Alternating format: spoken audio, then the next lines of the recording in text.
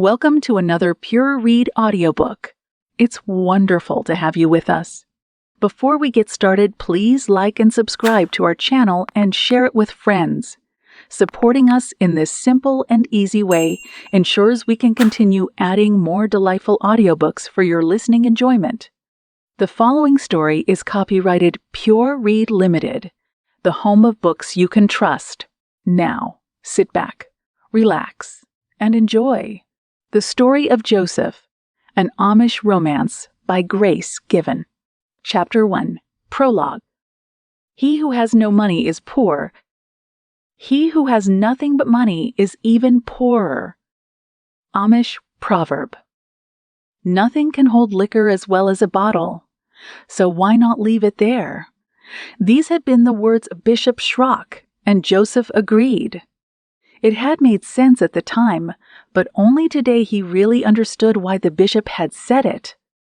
When Simon downed his fourth beer and let out a burp, Joseph had enough. More than enough.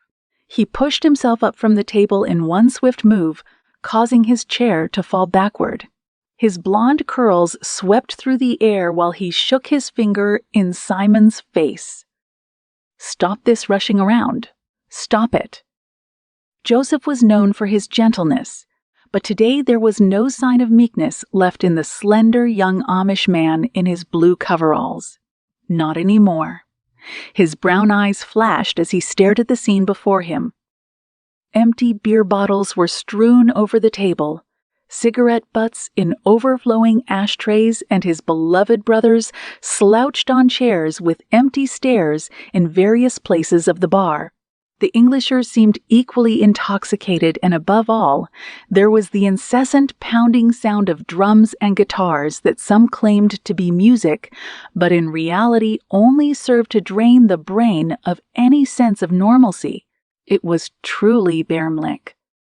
His brothers were behaving like pigs, singing, drinking, and smoking, hobnobbing with the English.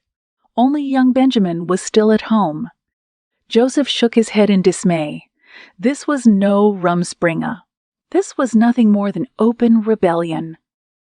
Why had he ever agreed to come along to this place of debauchery? They had almost forced him to drink beer himself, but he had categorically refused to even touch the bottle.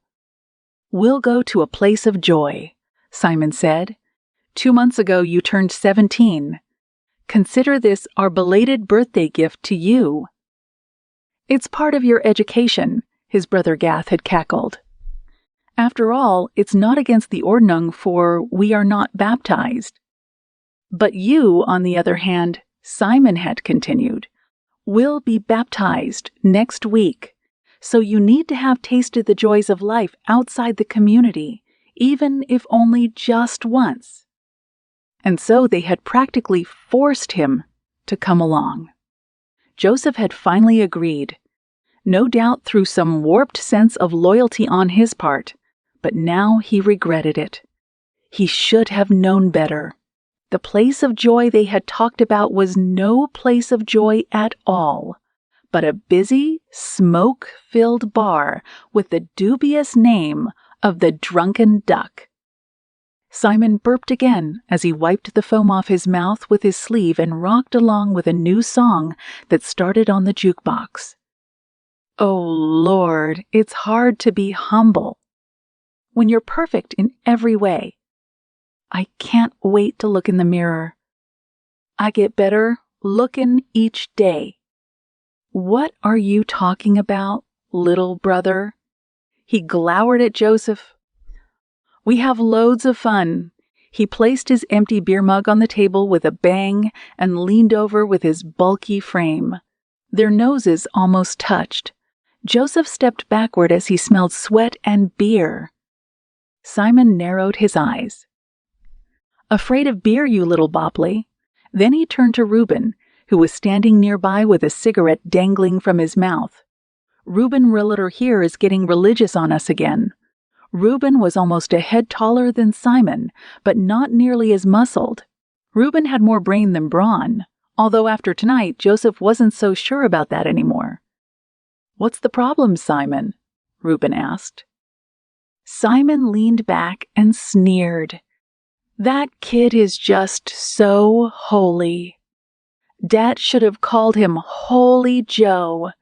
I am sick and tired of his goody-goody nonsense. Come on, Simon. Reuben placed his arm on Joseph's shoulder as he blew a whiff of blue smoke in Joseph's face. Our little brother is still young. He doesn't know any better. In fact, he never even kissed a girl yet. And that's why... He stopped for a moment and winked at Simon. We wanted him to come along tonight. Joseph coughed. The smoke burned his eyes. Dan? Reuben called over the noise. Another Amish boy with a straw hat looked up from another table. A girl that was sitting next to him flashed them a sensuous smile. Yeah? What? You think Bertha will be happy to entertain Joseph for a bit? Dan smiled. I'll ask her. He whispered something in the girl's ear and pointed to Joseph. She nodded and got up. Dressed in a seductive dress, she swung her red hair backward with a quick movement of her hand and moved her voluptuous body closer to Joseph. For a moment, time stood still. This was wickedness. Hi, cowboy, Bertha said, as she placed her hand on Joseph's arm. A waft of perfume reached his nostrils. My friends tell me you haven't kissed a girl yet. Ever. Joseph swallowed hard. Listen, Bertha, that's your name, right? Sure, cowboy. What's yours? Well, you are a lovely girl, but I don't want to kiss you. Not now and not ever. Bertha blinked, and a shadow crossed her face. Am I not good enough for you? Joseph's brothers had gathered around, and together with some Englishers, they formed a half circle around them. Then Simon started to chant, Roses are red, violets are blue, but only Bertha's kisses are true. Soon the whole bar started to join in the chant while they all stamped their feet or banged with their beer bottles on the table. Bertha smiled broadly and seemed pleased to be the center of the attention. She flung her arms around Joseph's neck and leaned forward to kiss him. No, Bertha. I don't want it. Joseph held her at a distance. You are a lovely girl, but my heart belongs to Mary Schrock. His brothers roared with laughter, but Joseph had enough and gave Bertha a push. He broke away from her grip and fled to the door. Dear God, get me out of here. There he goes, Dan shouted. What a weasel. Yeah, screamed Simon, and you better not lie about us today like you always do. Reuben shrugged his shoulders. Let him go, boys. We'll teach him someday. Let him stew in his own juice. But Joseph didn't hear them anymore. He swung open the door of the Drunken Duck, and as he stepped out into the chilly evening air, he breathed a sigh of relief. God, it feels so gut when it stops. In the distance, he heard a night owl. Its plaintive cry, though sad and lonely, comforted Joseph. To Joseph, it sounded like a heavenly hymn after the constant beating on his eardrums inside the bar. He stared into the night sky. Thousands of stars were illuminating the heavens. God was still smiling at him. Then he shivered. He needed to go home. Should he take the buggy? The farm was about a 12-mile walk, and it would serve his wicked brothers right if they would have to walk the long road home in their drunken stupor. He shook his head. No, it wouldn't be right. The best way to conquer the darkness was by holding on to the light. Taking the buggy would only make matters worse, and come to think of it, he could use a good walk through the fields after this episode in the Drunken Duck. Soon he would be baptized, marry Schrock, and be away from his brothers. Life couldn't get any better than that. He smiled to himself. It was a good plan. And so he started the long walk back home, praying and singing hymns to the Father. I am a poor, wayfaring stranger, while journeying through this world of woe, and there's no sickness, toil, nor danger. In that bright land to which I go, I'm going there to see my Father. I'm going there no more to roam. I'm only going over Jordan. I'm only going over home. Chapter 2, Father's Favorite. May our lives be like arithmetic. Friends added, enemies subtracted, sorrows divided, joys multiplied. Amish proverb. You have a real gift, Joseph. Jacob Fisher said while he took a sip of his coffee. Zebedee Wolfenbuttel says you are one of the best woodworkers he has ever seen. Thanks, Dad. Joseph pressed his lips together and looked into the blue eyes of his aging father. As always, these eyes held a twinge of sadness, but their usual tenderness warmed his heart. How he loved his father's wrinkled face, with the deep-set eyes, the bushy eyebrows, and the rugged beard. Father was his haven of rest. Father put down his cup and placed his calloused hand on Joseph's arm. He says there's a great future ahead for you as a carpenter. It's wonderful to be learning from Mr. Wolfenbuttel, Joseph answered, and I would really like to continue. It's just, well, my brothers don't particularly make my life very easy. They don't like it that I never help them with the work on the farm. A dark shadow flashed over Jacob Fisher's face, and he shook his head. Your brothers, he slowly said, have caused your mother and me many a sleepless night. They are an unruly bunch, not like you. Joseph blushed. He didn't like it when Father singled him out, but he knew that Father was right. His brothers were stubborn and rebellious. None of them had been baptized. Secretly, Joseph wondered how that was even possible. Take Reuben, for example. 26 already and still claiming to be on his Rumspringa. One day, Joseph had made a remark about it. It had caused serious persecution. Reuben had not shown up for work that day. He had gone to town to do only God knows what, and because of his absence, Joseph had missed his appointment with Mr. Wolfenbuttel. When Reuben finally arrived, Joseph had smirked with a scowl. Character, Reuben, like embroidery, is made stitch by stitch. His brother had pushed him into the mud and screamed, I will teach you how character is made. That had been a bad day. Even Father had told him later that he needed to learn to control his tongue. Still, Joseph didn't understand. How was it possible that all 10 of his brothers were on some sort of everlasting Rumspringa? He asked Bishop Schrock about it privately. Isn't that against the Ordnung? Isn't there supposed to be a time limit on Rumspringa? But the bishop had looked at him with drooping eyes and answered, It's all we can do to help your father. We just have to trust God.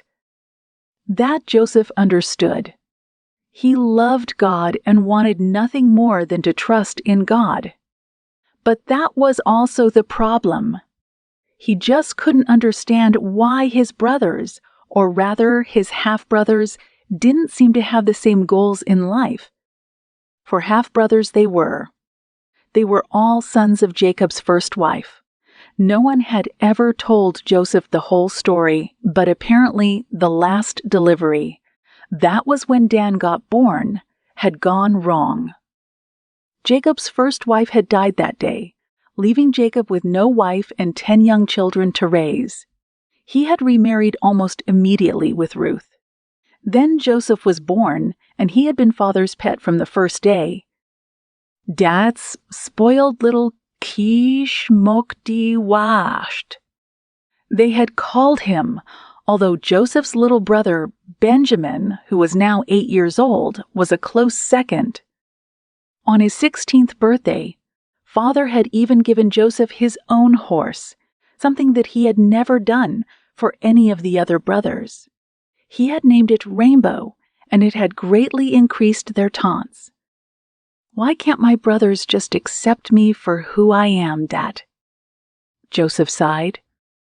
They always find fault in what I do. Jacob Fisher put down his empty coffee cup with a thud. Don't you ever worry about it, Joseph. God made you for a different purpose. Your brothers can do the hard work on the farm. Let them carry the sacks and plow the fields and care for the flock. You are special. Nobody has such gifts like you have. Joseph pondered his father's words and sighed. I just want to serve God. But my brothers don't seem to care.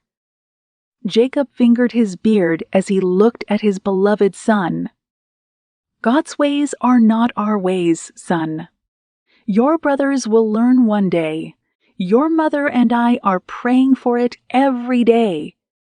Joseph nodded and thought for a while. Then he looked up. Det? Ja. Soon it will be my 17th birthday. Bishop Schrock said, when I'm 17, I can get baptized. Jacob Fisher smiled. I know, son. It makes and me very happy. I will discuss it myself with Bishop Schrock, and we can make the arrangements. A warm feeling of contentment welled up inside Joseph's heart. Soon he would be a real part of the community. Then Jacob Fisher peered through the window and raised his eyebrows. The sun was already past its zenith and was heading towards the hills on the far end of their farm. Time flies, son. Don't you need to go to your lessons with Bishop Schrock? And, he added with a twinkle in his eyes, see, Mary? Joseph jumped up. Ja, of course. I'll take Rainbow and the buggy. I'll be on time for supper. Jacob Fisher smiled at his son. Just take your time, son. And remember, you are special. Never let anyone convince you otherwise. Joseph rearranged his straw hat and smiled back. Thanks, Dadette. I'll do my best to never let you down, ever. I know, son. After Joseph left, Jacob sighed and lifted his eyes to the heavens and murmured a short prayer. Dear God, please help Joseph to find his way in life and keep him from evil according to your precious promises. Amen. Chapter 3. Mary Schrock. Don't hurry. Don't worry. Do your best. Leave the rest. Amish proverb. So, Joseph, what would you do in such a case? Bishop Schrock looked at his student through his small brown glasses and smiled. Then he leaned forward in order to emphasize the question. His shaggy gray beard swung over the table. Joseph bit his lip and frowned. Could you repeat the question one more time, Bishop? Sure, said the bishop with a chuckle. He took great pride in training the younger generation of Amish, and that was especially true of the bright young man right in front of him. Joseph was a good student with a sharp mind, and as far as the bishop could see, he would make a good candidate to be a bishop himself one day. Much later, of course. After all, Joseph wasn't even baptized yet, but that would happen real soon. Joseph was rock, solid in the faith, and had no need for a crippling rumspringa or other such nonsense, and that greatly pleased the chubby bishop. He plucked at his suspenders and repeated his question. Imagine Joseph, a certain young Amish girl, let's call her Becky, has secretly taken food to feed the dog of a nearby Englisher. The dog is usually left outside without food or water. She has done this for months, but one day, the Englisher catches Becky. He is outraged and forbids her to ever set foot on his farm again. But a week later, Becky sees that the dog is in an even worse condition. What should Becky do? Joseph thought long and hard, and it was very quiet in the room. Finally, he looked up into the weather-worn face of the bishop. "I would ask you to come with me so together we could talk to the farmer. It's his dog, and as such it is not our responsibility, but even a dog is one of God's creatures and needs care and somebody to help him." The bishop pondered Joseph's answer and then mumbled softly, "Interesting. Interesting answer." He cleared his throat and looked outside. The sun was already setting. "I believe my Mary is feeding our dogs right now. She's expecting you as today's lesson is over." "Thank you, sir." Joseph jumped up.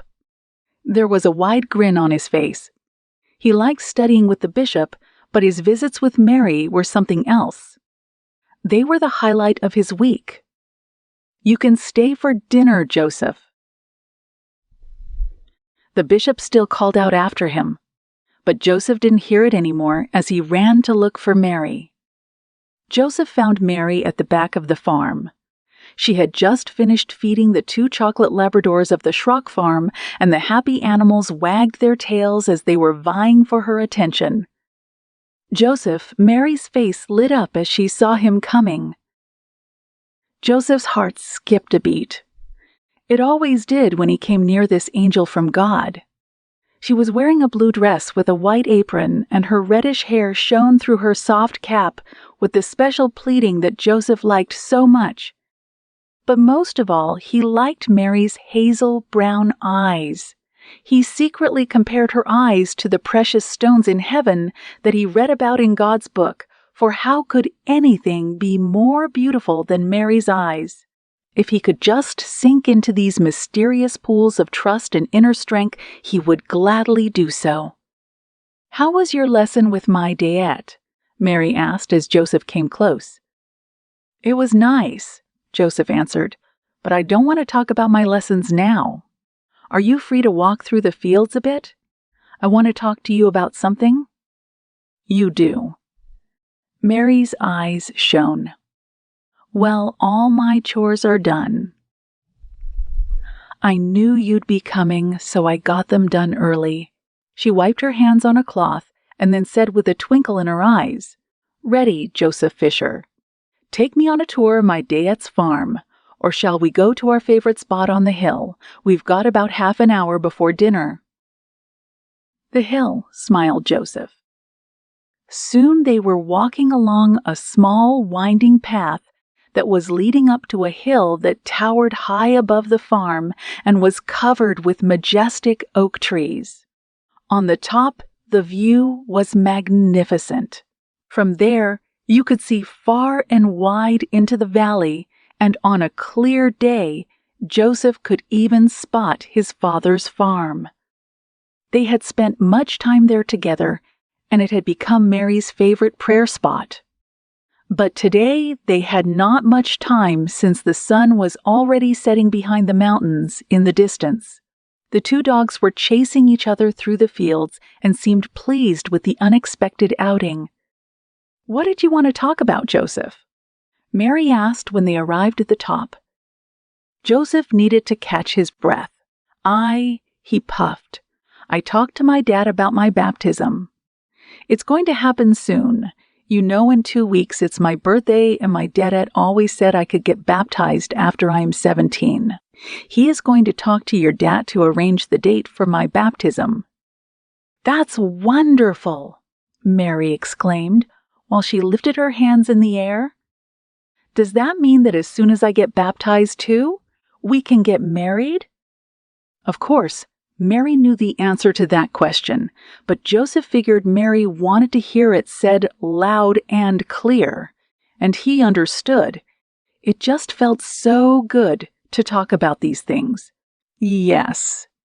"Mary, The day of our marriage is coming closer and closer, and Mary interrupted him by planting a big kiss on Joseph's right cheek. Mary. Joseph stammered while his ears got red. "Oh, Joseph," giggled Mary, "I am just so happy. God is so good to us." "That's right," nodded Joseph. "God is gut. Very gut." Then they stopped talking as they watched the splendor of the sunset. It took their breath away, and Joseph was almost certain he could hear the angels sing, and he worshipped God, who was able to bring such joy and beauty in the heart of men. Life was good, and Joseph was certain that nothing, absolutely nothing, could stand in the way of their happiness. Chapter 4. Proud Little Boppli. People with a heart for God have a heart for people. Amish proverb. As Joseph beheld the barn, his heart filled with joy. It was a wonderful barn, strong and sturdy and made of the best wood around. Even the place was perfect right on the hill where he would often sit with Mary Schrock behind Bishop Schrock's farm.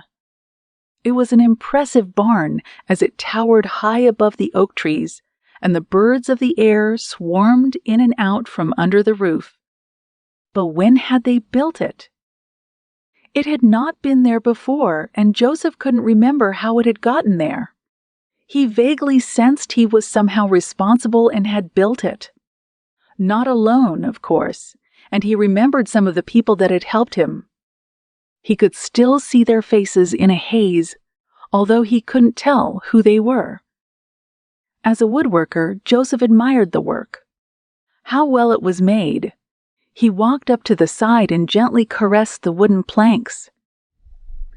They had used redwood and longleaf pine, the best in its kind, and it had been made so sturdy and big that it could easily withstand even the fiercest of storms. Then he noticed something was dangling around his neck. What was that? He looked and beheld an enormous key, not one of those simple house keys, but this was like the sort of keys they used in the olden days, made of solid iron. They were the kind of keys that were used to open castle gates and treasure rooms, big, heavy, and old. But this key wasn't old. It was brand new, and it didn't appear to be iron either. It sparkled as it reflected the light of the sun. Was it a golden key? Joseph couldn't tell. He had never seen actual gold, but this key sure looked expensive. Was it the key to the barn? And why was it around his neck? Just as he pondered these thoughts, he found himself standing inside the barn. As he looked around, he stifled a cry while he covered his mouth with one hand. He had never seen such an abundance of produce. Grain, fruit, cheese, food in all shapes and forms known to Joseph as far as the eye could see, and the whole place was filled with the unmistakable scent of freshness. So pure and natural, and it made his mouth water. But it was not only food. There were coins, too, big bags full of money. Who had put it there? Where did it all come from? Then, just as he picked up a cluster of grapes, he heard a rumble in the far distance. Was that thunder? He concentrated and then heard it again. This time it was much closer. He noticed that the wind rose as well. There was a storm coming. A real big one. Joseph listened intently as the howling wind picked up speed and seemed to be driven by some mysterious, unbridled desire for destruction. As he walked towards one of the windows to look out, he shivered. Trees were being uprooted, and everything shook and trembled. What kind of storm was this? Surely anything that was not properly fastened would be swept away by this terrible tempest. Then the rain came. Great and powerful sheets of rain were poured out over the barn. It hammered the roof of the barn, and the sound was deafening. The water streamed down the windows and transformed the grassy lands around the barn into a literal lake with foaming waves. But Joseph was not afraid. He felt safe. This barn was able to withstand even the fiercest of storms. This was God's barn, and God would keep him safe.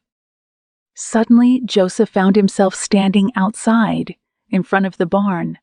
The rain was now soaking his clothes, and with one hand he clutched the rim of his straw hat to keep it from flying away. The key around his neck swung wildly in the wind, and with his other hand he clawed at an overhanging branch to steady himself. Then he saw them coming. What was that? He narrowed his eyes in order to peer through the rain. Were those buggies? A great convoy of buggies was coming up the hill. But they were not the shiny buggies that Joseph was used to. These buggies were a sorry sight and in a dilapidated condition.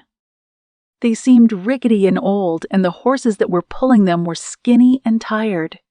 They could barely make it up the hill. A shiver went through Joseph's body as he studied the horse that was pulling the first buggy. That horse was his own. It was Rainbow, and the driver, that was Simon. He was slouched down in the driver's seat, worn and tired. Next to the buggy sloshed Reuben through the mud, and behind them Joseph counted at least 10 more such buggies. Were those his brothers? Simon directed Rainbow to the barn, and all the buggies stopped. Then everybody climbed down, and they all muddled through the mire towards Joseph. All his brothers were there. Reuben, Simon, Dan, and the rest. All 10 of them. They didn't smile, and all had the same defeated look as they stared at Joseph with empty eyes. Joseph's heart welled up with love for each of them, and he shouted, "Brothers, how can I help?" Then Joseph's eyes widened as his brothers, beginning with Simon, lowered their heads and knelt down before him, right in the mud, while the rain was still coming down. Joseph ran up to him and shouted, "No, brothers, you don't have to kneel before me." He started to pull on Simon's arm, but Simon lifted a pair of watery eyes and said, "Forgive us, Joseph. We never knew." Then Simon pointed to the golden key that was still dangling around Joseph's neck and pleaded, "Help us. Brother, please help us." At that moment, Joseph woke up with a scream. It had been a dream. A strange dream. So very vivid. Every detail was as clear as if he had really been there.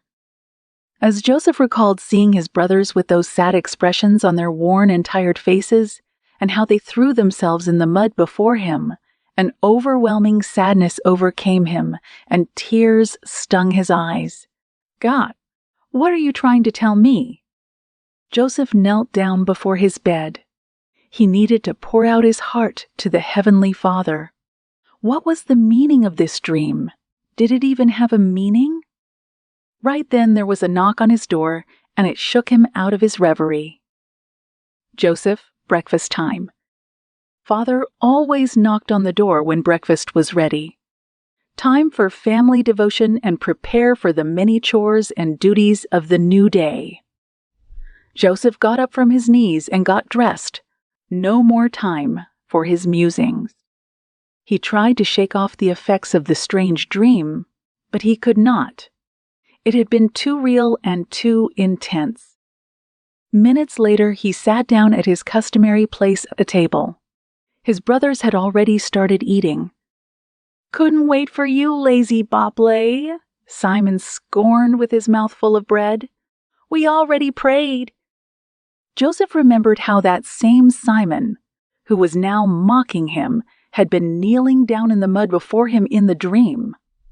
A spark of anger flashed through his body, and before he knew what he was doing, he opened his mouth. "You are kneeling for me, Simon, in the mud." "What? What are you talking about?"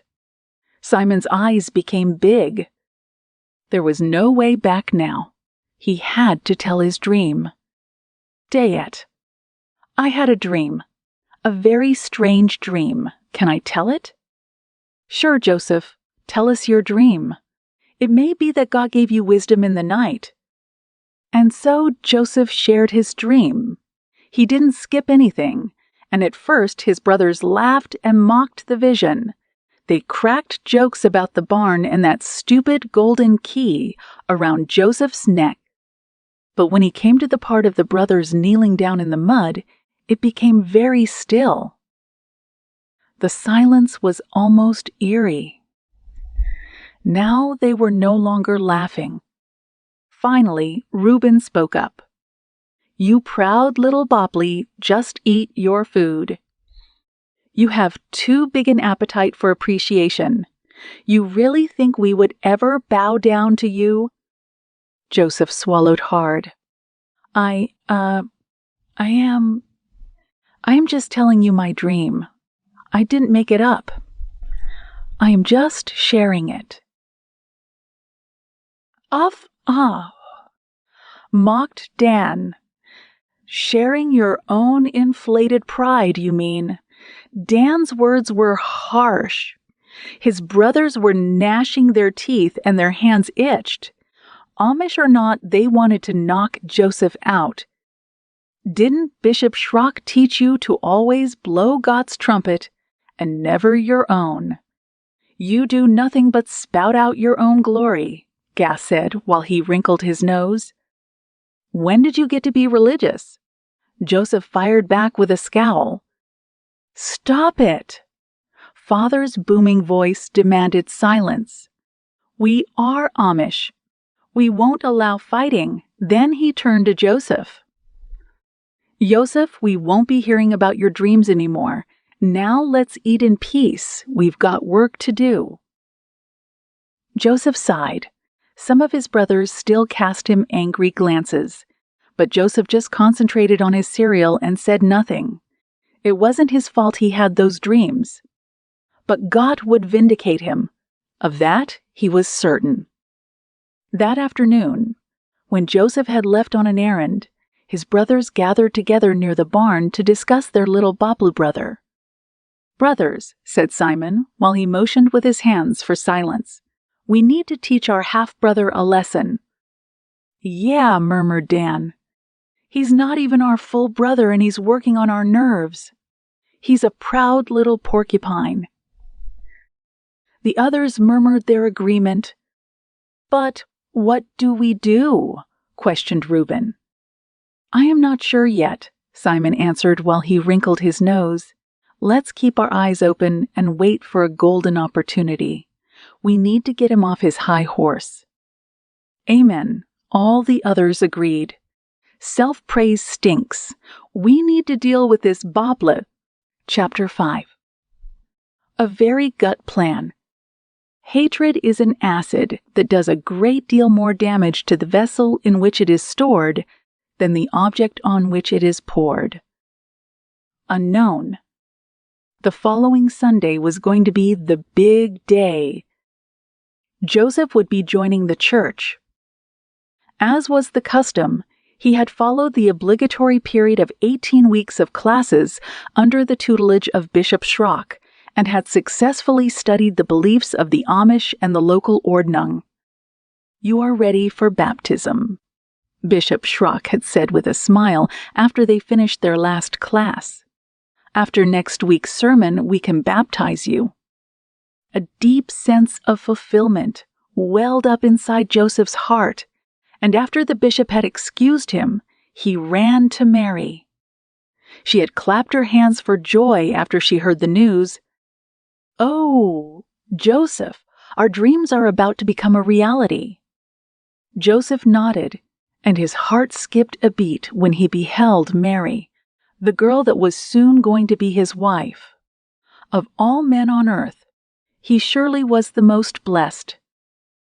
In a few months, she would be joining him as a full member of the church, and then they could take some serious steps towards their future. A farm of their own, a family with children, and a life lived in simplicity and respect for God. What more could any man want? However, not everybody was as overjoyed. The faces of Joseph's brothers were full of thunder when they heard about it. "You're gonna be baptized next week." Simon had scorned when he found Joseph alone in the barn. "Ja, it's wunderbar," Joseph answered. Simon sneered. A sly smile covered his face. "Then you need to come with us tonight." "Come where?" Joseph asked while he licked his lips. "To town," Simon answered casually. "We need to say goodbye to you in the proper way." "Goodbye." "I won't be leaving you." "And what do you mean by the proper way?" "Hama." "Nothing really," Simon had answered slowly. "But in spirit things change dramatically after baptism. Allow us to enjoy life with you one last time. You know, a say token of brotherly love." "Where are you going then?" "To a place of great joy," Simon lied. "A place where you can get in touch with your true self. Plus, we never gave you a birthday present. Allow us to make up for our lack of respect." Joseph shrugged his shoulders. "Are you for real?" Simon raised his eyebrows. "You are offensive, little brother. Will I ever lie to a true brother?" Joseph bit his lip. "Guess not." "Then we have a deal. We leave at 7 with Dayette's buggy." "Tonight we have a chance, brothers." Simon looked at his brothers with the air of a conqueror. "Soon he'll be baptized, but tonight we can still break him." The other brothers listened with great interest. "We'll take him to the Drunken Duck, get him to drink and smoke. Make him kiss the girls. We'll stumble the Holy Joe just before his communion." "He's gonna come?" Gath asked in surprise. Simon nodded. "Yeah, he's as stupid as he is proud. He thinks we are giving him a belated birthday present." The brothers roared and slapped Simon on the back. "Gut for you, brother. Gut for you." When Joseph returned late that night, he was exhausted. 12 long miles through the dark after a full day's work is not child's play. How he longed for rest. But just as he wanted to step in the door, he heard somebody cough. He looked up, and there on the bench, illuminated by the light of the moon, was Father. "Dad? What are you doing there?" "I was worried, son," Jacob Fisher stated with a monotone voice. "I was waiting up for you. Where are your brothers?" "They are still at the Drunken Duck, Dad." "They are where?" "At a tavern, Dad." Even though Joseph could not see his father's face in the dark, he knew his words wounded the old man and caused only more grief. It was no secret that Father Fisher deeply loved all of his sons, but everyone also knew how much he despised their lack of love for God. His sons were a real test of faith for his father. "What did you do there, Joseph?" Father asked. "Nothing much, Dayette. My brothers wanted me to drink and smoke. They forced a girl on me, but I ran away. That's why I came back alone. I walked back through the forest." "And your brothers?" Joseph shrugged his shoulders. "They are drunk. They smoke. They behave like pigs. You know how they are, Dad." Father sighed and clenched his fist and stared into the night. Then he placed his hand on Joseph's arm. "Stay faithful, Joseph. Always stay true to God, and you will be greatly blessed." Joseph laid his hand on top of Father's. A deep love for this precious old man welled up in his heart. "I will, Father." "And your brothers?" Father said with a harsh edge to his tone.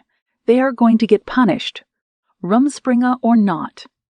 I am grounding them for 2 months. They can work on the farm and make up for their carnal ways. I am finished with them. Then Father motioned for Joseph to go inside. Get your rest now, Joseph. Gut night, schlafen Sie wohl. Gut night, Dat. Thank you, Gott, for helping me make it through tonight. It's all Joseph's fault, Dan whined. He ratted on us. Simon stared into the distance and shook his head. Can't believe it. The old man is grounding us for 2 months. Dan looked up at his older brother. Why don't you just leave the community, Simon? You don't have to stay under Father's wings. You don't want to be baptized anyway. You can be free. And having to work for myself? Get a stupid job in a factory. Besides, I wouldn't want to hurt Diet. It's Joseph I am angry with, not Didet. I want to be free of Joseph. Reuben raised his hand and motioned for them to be still. Listen up, brothers. Our soft approach did not work. It's time for drastic action, and I think I just know what to do. If my plan works, we will never be bothered again by that proud little Bopplet again, that proud little Boppli. Reuben stopped for a moment and looked around the semicircle of brothers. What? The others insisted with their eyes glued on Reuben. Joseph will be shunned if we play our part well. Shunned. For a moment, shocked the brothers. That was serious stuff. He's a traitor in the camp, Reuben reminded them when he saw their initial reluctance.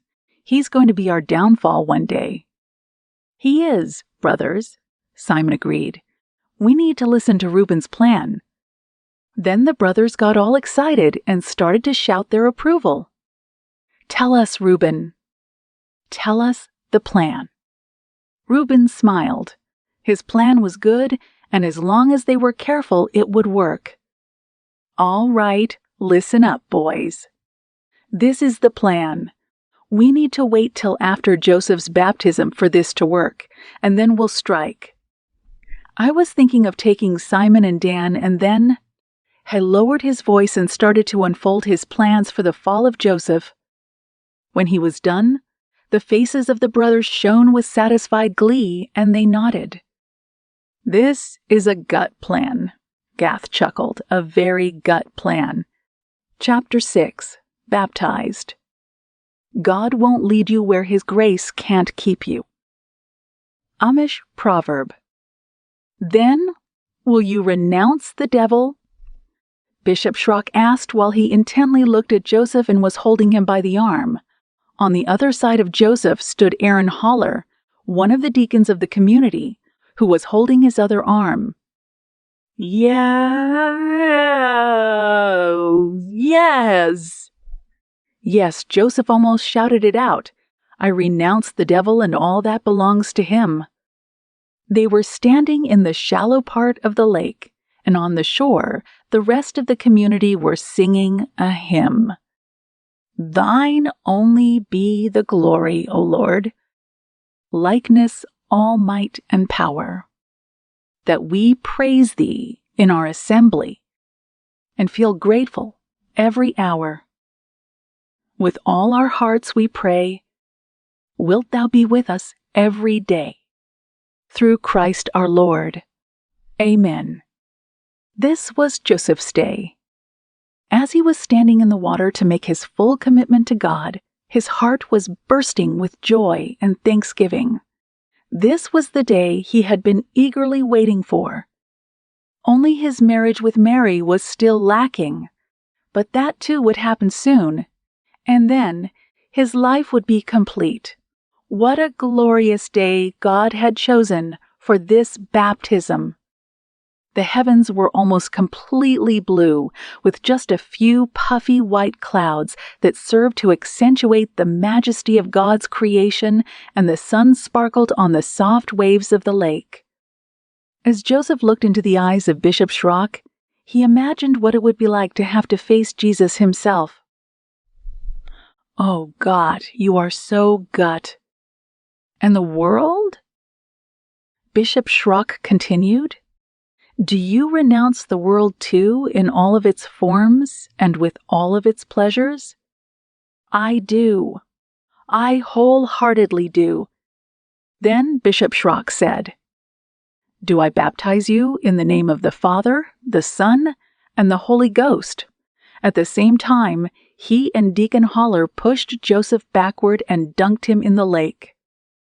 The cool waters shocked Joseph for a moment, but he was immediately pulled up again, and as he opened his eyes, he raised his arms in praise and looked up to the heavens. Thank you, God. I love you so much. You are now fully Amish, Joseph, Bishop Schrock said.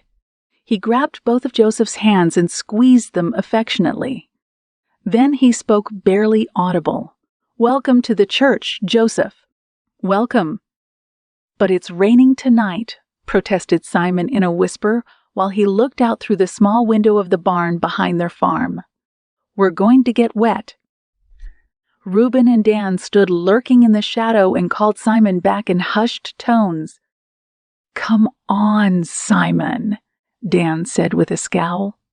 Are you such a Boppli that a little rain is holding you back? We're on a mission, remember? Watch your mouth, brother. Simon walked back and towered over Dan, who was almost a head smaller, and gave him a hard smile. You're the Boppli here. Stop it, brothers. Reuben admonished them. Bickering will ensure failure. Then he turned to Simon.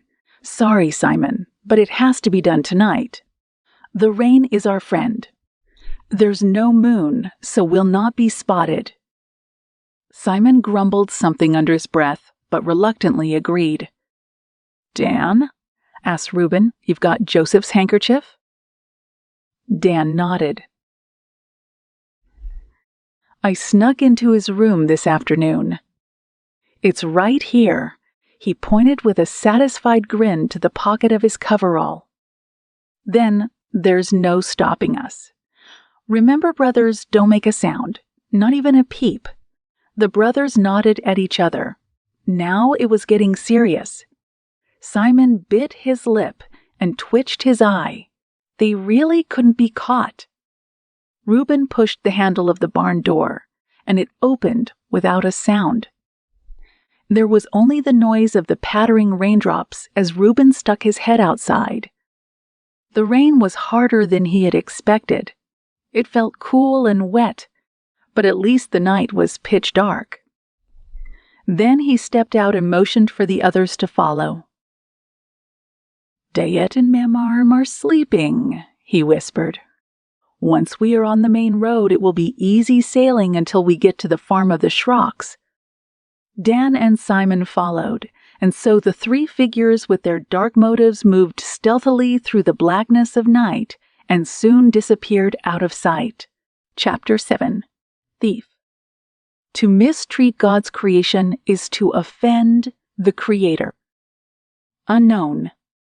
Mary Schrock had just been saying her prayers as she stepped into bed. Her heart was full of gratitude. Now that Joseph had been baptized, she had constantly felt like singing. It was almost as if a change had come over him since his baptism. Mary didn't know how that was possible, but she sensed that by joining the church, Joseph had officially said goodbye to his youth and had now turned into a man, her wonderful Joseph. She turned off her oil lamp, and as darkness covered the room, she breathed out one more prayer. God, you are so wonderful to me. Keep Joseph safe, and thank you for making my life so rich and beautiful. And God, please... She wavered for a moment as her eyelids became heavy and a soothing, warm sense of security enveloped her. Please help Dead End. But before she could finish, she dozed off and fell into a deep sleep. How long she had been sleeping, she could not tell, but she woke up with a shock. There was a noise. What was it? It sounded like the back door of the kitchen. But how could that be? Father and Mother had gone to bed a long time ago, and there was nobody else in the house. She listened with bated breath. Then she heard another noise. There were footsteps. She was sure of it, and a chair was moving. Maybe Father had forgotten to do something. For a moment, Mary lay in her bed and was wondering what to do. It must be Dayet. She turned around and closed her eyes. She needed to sleep. But what if it isn't Dad? She opened her eyes again and peered into the darkness.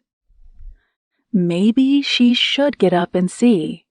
But what if it wasn't Father, but somebody else?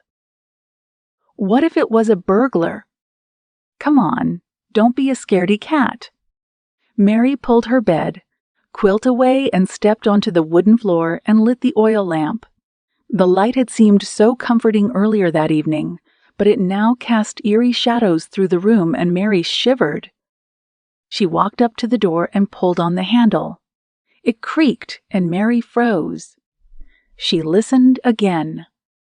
Nothing. She opened the door a bit more, praying it wouldn't creak. It didn't, and when she had opened it far enough, she slid through the opening and stepped into the hallway.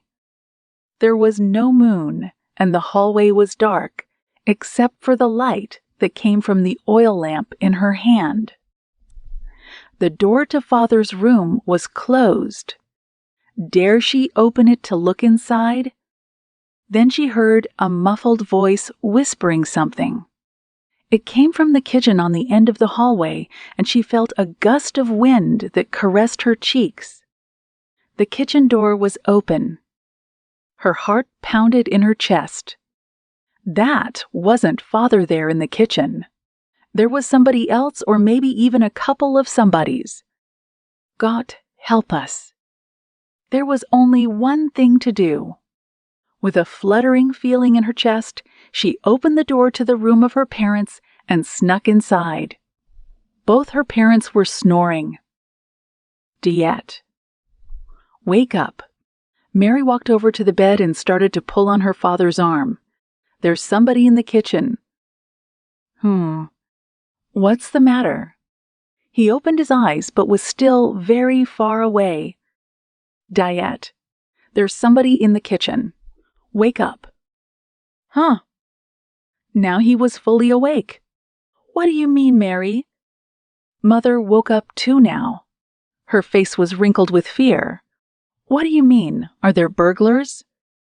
I don't know, Mary said while she felt a slight headache coming up.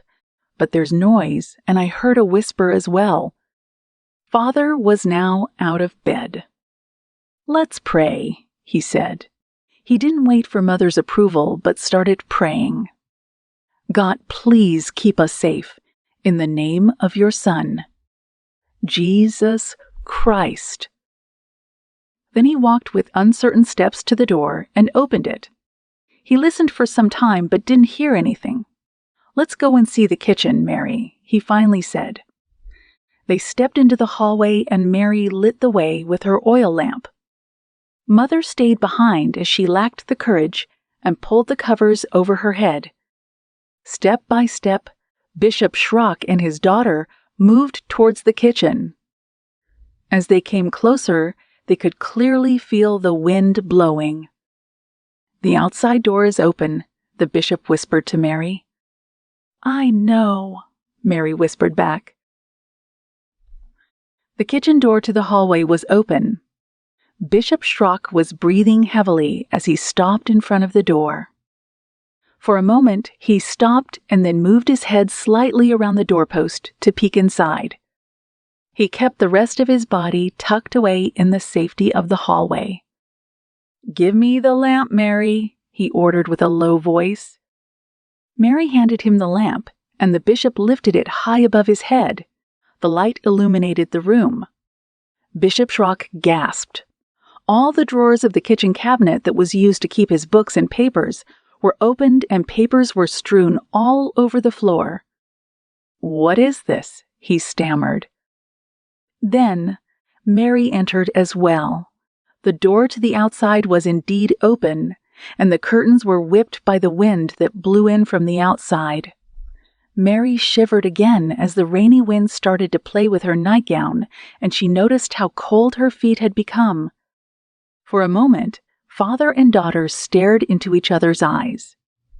It was a burglary, and it had just happened. Maybe the burglars were still around.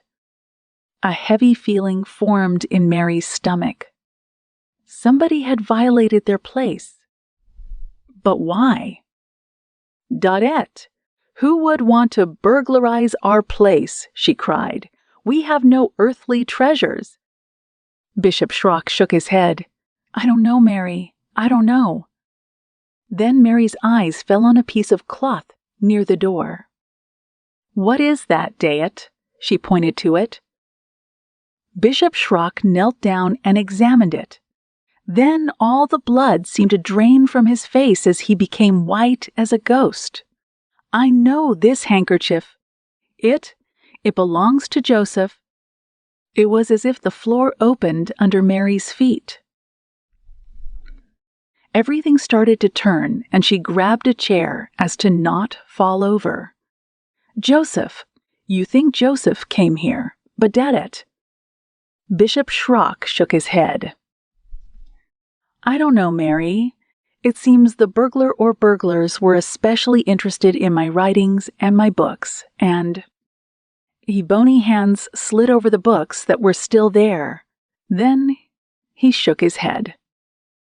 His face looked ashen. "There's one missing, Mary. One book is missing." The old man sank down on a chair and sighed.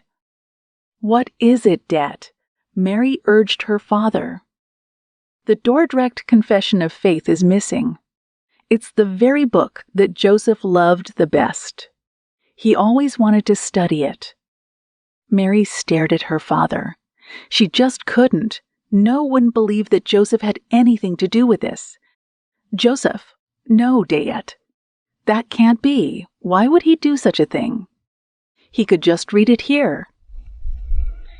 There's no need for him to steal Joseph was no thief. Not her Joseph. This was a nightmare, and she needed to wake up. Then she recalled that she had heard somebody whisper. "I heard somebody whisper, Dayet." Maybe the burglar wasn't alone. Bishop Schrock didn't seem to hear. He was a heap of misery as he stared at the floor. Then he whispered a prayer, seemingly more to himself than to God. "Oh, God, has just happened here." He lifted his eyes and looked into Mary's tear-stained face. "Mary," he slowly said, "it must have been Joseph. He knew where I kept my books." But Mary shook her head. "Lots of people knew that. That doesn't mean anything." The bishop looked at her with drooping eyes as he shrugged his shoulders. "Maybe Joseph had us all fooled. I thought he was so sincere, but maybe it was just an act. At least with his brothers, you know what you are going to get." "How can you say that, Dayet?" Mary cried. "His brothers are awful.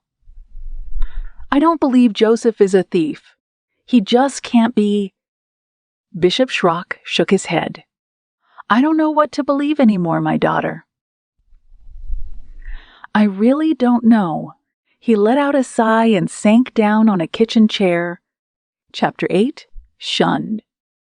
What other people think of you is none of your business. Amish proverb. The next day, the brothers found the Dordrecht Confession of Faith under Joseph's bed. It was skillfully hidden behind some boxes, but somehow Dan found it right away and held the book high above his head while he yelled with glee, "Look at that!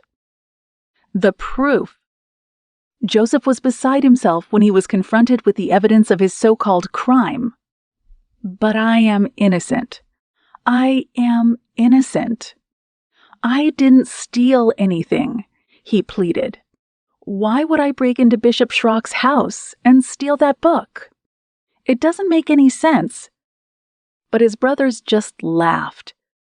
There is nothing worse than pretending to be something on the outside that you are not on the inside, Dan said. That's right, added Gath. You've got an evil mind, Joseph always thought you did.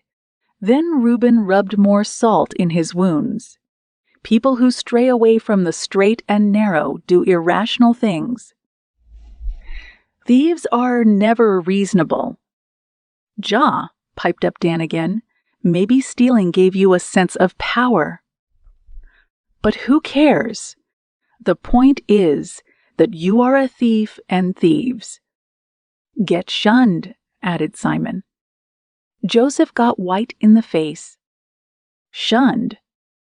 He had not thought of the consequences yet, but he couldn't be shunned. He was supposed to have a glorious future. He was about to get married and... Tears brimmed his eyes. Brothers, it's all a mistake. I don't understand it. Reuben shrugged his shoulders. Sorry. Joseph, chickens come home to roost. I will return the book to Bishop Schrock, and he will decide what to do with you. Father Fisher did not really believe his son was a thief, but he had to admit that the evidence was overwhelming. Mary did not believe it either, and deep in his heart, neither did Bishop Schrock. Neither did Bishop Schrock. But the bishop really did not know how to handle the whole thing. This whole episode could affect the unity of the whole community, and the problem needed to be solved right away.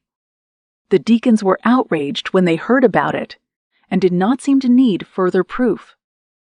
To them, it was obvious that Joseph had done it. Bishop Schrock was under a lot of pressure, and when Mary suggested that Joseph had been set up by his own brothers, he had gotten very angry and hardened his heart. Those are the devil's thoughts, he said, while he nervously plucked at his beard. That's an outrageous accusation. Not even Joseph's brothers are capable of doing such a dastardly deed. Nobody betrays their own brother. No, Joseph is guilty. The verdict was quick. Joseph needed to give a full and immediate confession of his crimes and ask forgiveness in front of the whole congregation. Furthermore, he needed to pray and fast for 3 days, after which the bishop would pray over him.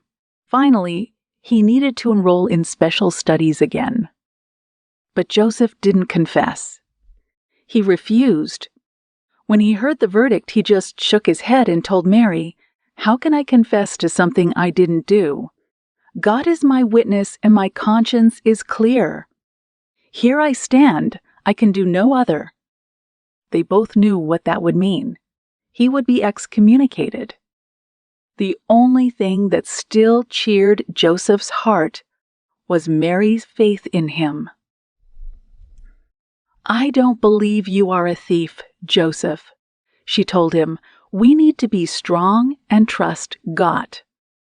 Joseph looked up into her face and gently wiped back a lock of Mary's red hair that stuck out from under her cap. "Mary, sweet precious Mary, after God, you will always be my first love." Mary swallowed hard and fought back her tears. "I will pray for you every day, Joseph. If God wills it, he will bring us back together again." Then Joseph did something he had never thought he would dare to do. He took Mary's face in his hands and tenderly kissed it. And so it happened that in spite of Mary's tears and Father Fisher's broken heart, Joseph was asked to leave the community. Early that morning, at the cracking of dawn, he hugged his father, and with tears streaming down his face, he left his beloved farm. Neither father nor Joseph saw the mocking smiles on the faces of the brothers from behind the barn. Their plan had been gut, and so Joseph stepped into an unknown future with only the clothes on his back and nobody else walking with him except his God. Chapter 9. The Potter's House. Sometimes elbow grease is the most valuable tool in the kitchen. Amish proverb. Yes, that's right, Potter answered while he blew out a puff of blue smoke from the small cigar he was holding in between two of his fingers. Garbage, dishes, toilets, and things like that. Whatever needs to be done. There was a slight note of irritation in his voice as he eyed the young man that stood before him that had asked for employment. Potter did not like to repeat himself. He was a busy man, and cleaning toilets, doing dishes and other such things were simple jobs and shouldn't have to be explained. The boy looked discouraged, tired and hungry, but something about his demeanor touched Potter's heart. The boy's eyes mirrored a sense of conviction and honesty, and Potter felt drawn to him. And he needed a new worker, as he had just fired his former kitchen hand. That scoundrel had been a thief. He had stolen cleaning products and money and food. He had caught the culprit red-handed. Now he was gone. Good riddance to bad rubbish. For if there was one thing Potter hated, it was a lying, dishonest thief. But he needed an immediate replacement. "My name is Potter. What's yours?" he demanded. "My name is Joseph, sir. Joseph Fisher." "Where you from, Joseph?" Potter asked while he narrowed his eyes as if he was trying to look deep into Joseph's soul and discern his thoughts. "I am Amish," Joseph answered curtly. "I just want to see the world." "Amish? Huh," Potter said. "I thought so, judging by your clothes." Then he nodded. "Well," he continued, "do you know what I do here?" "I believe you are running a restaurant, sir." Well, it's more than that," Potter said with a satisfied grin. "It's also a tavern and people can sleep here as well. I actually run several businesses and—" He looked at his cigar for a moment and puffed out some more smoke. "I am the mayor of this town, so you can understand that I need good workers." "Are you a good worker, Joseph?"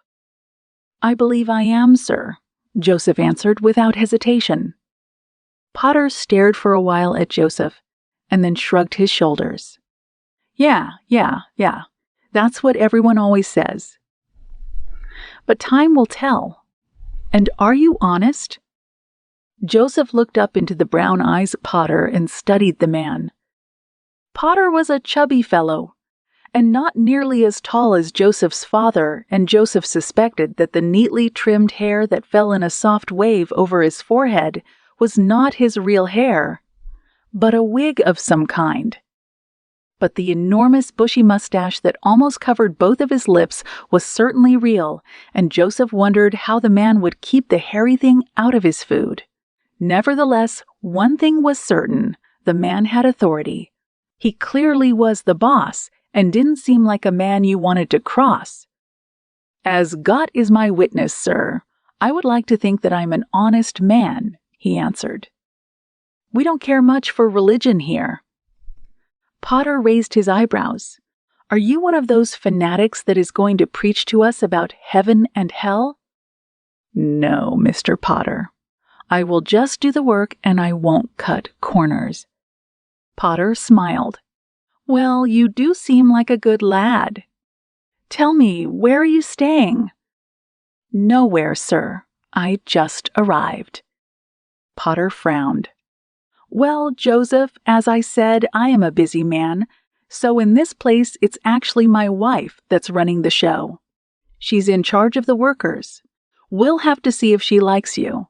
He turned his head and shouted with a booming voice, "Regina!" "Coming, Henry." A woman's voice answered from the kitchen, and soon a woman appeared. "Regina, this is Joseph. He wants to work here. He turned to the buxom woman with long, black, wavy hair that was loosely tucked behind a plastic cap. Joseph guessed she wasn't wearing it for religious reasons, but out of a sense of cleanliness, since she came out of the kitchen. Her dark eyes were framed by thick, black eyelashes, and a pair of pear-shaped golden earrings were dangling from her earlobes. Although she was wearing an apron that covered most of her body, Joseph had to admit she was somewhat attractive. Maybe even beautiful, but in a very worldly way, and it made Joseph long for Mary again. How he missed Mary's gentle face. Regina Potter held a towel and was in the process of drying her hands, but then she dumped the towel on a chair and stepped forward to take a closer look at Joseph. The smell of her perfume reached his nostrils. "What do you think, honey?" Potter asked her. "Should we give him a try?" Joseph felt the peering and mysterious dark eyes of Regina Potter sliding over his body and swallowed. "He's strong." Regina Potter smiled at last. "I reckon he can carry a load. Show me your muscles, boy." Joseph hesitated. "My muscles." "You heard the lady," grinned Potter. "Do you have a bit of muscle power?" "I do, sir." "But you'll just have to take my word for it," Joseph said while he stared at the ground. "He's a shy one." Regina Potter laughed. "He looks religious." "Are you a member of some sort of sect, boy?" "No, ma'am." "He's Amish," Potter volunteered. "Amish, huh?" Regina chuckled. "Well, you're certainly a good-looking young man, and if you are a hard worker and you behave, we can use you." Potter seemed pleased. "That's settled then." He turned again to Joseph. "We'll give you room and board and a bit of spending money. We will talk about the details later." He looked at his watch and turned to his wife. "I've got to go, honey. Please show Joseph around. He can stay in the top room for now. I'll be back tonight as I've got some other pressing matters." "Sure," Regina said as she flashed Joseph a smile. "I will show you your room and introduce you to the others. Let me just finish my instructions to the cook, and then I am all yours." She pointed to a table with her carefully manicured finger and motioned for Joseph to sit down. She then proceeded to elegantly swing her body around and went back to the kitchen. Joseph swallowed as he followed her with his eyes and involuntarily had to think again of the drunken duck. He sighed as he waited for Regina Potter to return. Living in the world, away from the safe surroundings of his former community, was going to be tough, and Joseph knew without a shadow of a doubt that his time of testing had only just begun. Chapter 10. Regina's Advances. It is better to suffer wrong than to commit wrong. Amish proverb. Regina is very pleased with you, Joseph. Potter glanced at Joseph, who was standing before his mahogany desk that was cluttered with books and papers. The man veered back in his comfortable chair and took a puff of his customary cigar. "She says you are a hard worker." "Thank you, Mr. Potter." Joseph answered politely. "I am just doing my best." Potter smiled. The boy had manners and had proven himself to be a faithful, hard worker. And true to Joseph's own words, he never seemed to be cutting corners. It was rare these days to find a worker like that. Potter knocked some cigar ashes into his ashtray and leaned forward again. "You've been here now. What is it, 6 weeks or so?" Joseph nodded. He was counting the days. "Well, what are your plans, Joseph? You want to keep working here, or you have other ambitions?" Potter carefully studied Joseph's face. He twitched with his nose and his mustache moved accordingly. Joseph thought for a moment. Working for Potter was no holiday. He made long hours, and the worldly surroundings were a drain on his spirit. But where else could he go? He had not yet figured out what direction God wanted him to take, and at least he could earn a bit of money here. "I have no plans yet, Mr. Potter," he answered. Potter seemed pleased and nodded. "Well, in that case, how about a promotion?" "Sir? Are you good with numbers, Joseph?" "Ja. I think so." Joseph nodded. At school, math had been his favorite subject, and as a skilled woodworker, he knew all about measurements, calculus, and other such related subjects. "Good. Then you can start doing some of the bookkeeping for the restaurant." Joseph raised his eyebrows. "I have never done bookkeeping, sir." "I know," Potter answered, "but I believe you are a fast learner. My wife is doing the books at present, but she hates it. She's been looking for somebody to take over, and she can teach you all you need to know. Are you interested?" Joseph nodded. "Then it's a deal," Potter continued. "You will earn a bit more money, too. I will tell Regina you're taking the job. She can then work out the details." He placed his burning cigar on the ashtray and motioned for Joseph with his other hand to leave. Then he leaned over some papers on his desk. This meeting was over. Joseph turned around and quietly slipped out of the office. "And that," Regina smiled, "is all there is to it." She closed the book and looked up at Joseph's face. Regina had been teaching Joseph the art of bookkeeping for the last 2 weeks and felt confident that Joseph knew all there was to know about the financial aspect of the restaurant. She let out a satisfied sigh. "I am glad that's over," she complained. "Now you can do it, and I can devote my time to more worthwhile endeavors." Joseph nodded. Bookkeeping wasn't all that difficult. He just had to be consistent. He remembered the words of Bishop Schrock. Everything in its place and a place for everything. That was certainly true for this job. "And to celebrate that you have successfully finished my course," Regina continued, "we will have a toast." She brushed her long, wavy black hair behind her shoulder and batted her black eyelashes at Joseph. Then she reached over to the cabinet and pulled out a bottle of wine. "It's time for some relaxation." "Hey, I don't drink," Joseph stated. Regina crossed her legs, and while she was holding the bottle, she leaned closer to Joseph. The alluring scent of her perfume wafted around him as she spoke in a low voice. "That's about to change, Joseph. There has to be a first time for everything." Joseph's heart started to beat faster. It was almost a replay of his adventures with Bertha so long ago. "No, please, Regina. We shouldn't be doing this." But Regina was not about to let her prey escape, and she placed her slender finger on Joseph's lips. "Yes, we should, Joseph. We really should." Then she got up to look for a bottle opener. "Oh, God, please help." Right then, the office door opened and Potter stepped in. Regina's posture stiffened as she looked into her husband's face. "Henry, I thought you wouldn't be back until tonight." Things changed. Potter chewed on his mustache as he looked around the room. When he noticed the bottle of wine in Regina's hands, he raised his eyebrows. "Drinking so early?"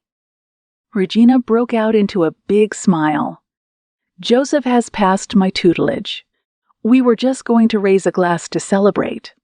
All in your honor, of course." "I see," Potter answered as he studied Joseph's face. "Well, don't let me stop you. I am afraid I won't be joining you, as I have other things to do." Then he stepped out of the room and left Regina and Joseph behind. "Gotta go too," Joseph said, as he jumped up. "Still have to clean the upstairs toilet." He brushed past Regina and made his way to the door while he clutched the finance book in his hand. Bye, Regina." Regina still wanted to say something, but Joseph had already left, and the door fell shut behind him. Regina was not used to not getting her way. She was on the prowl.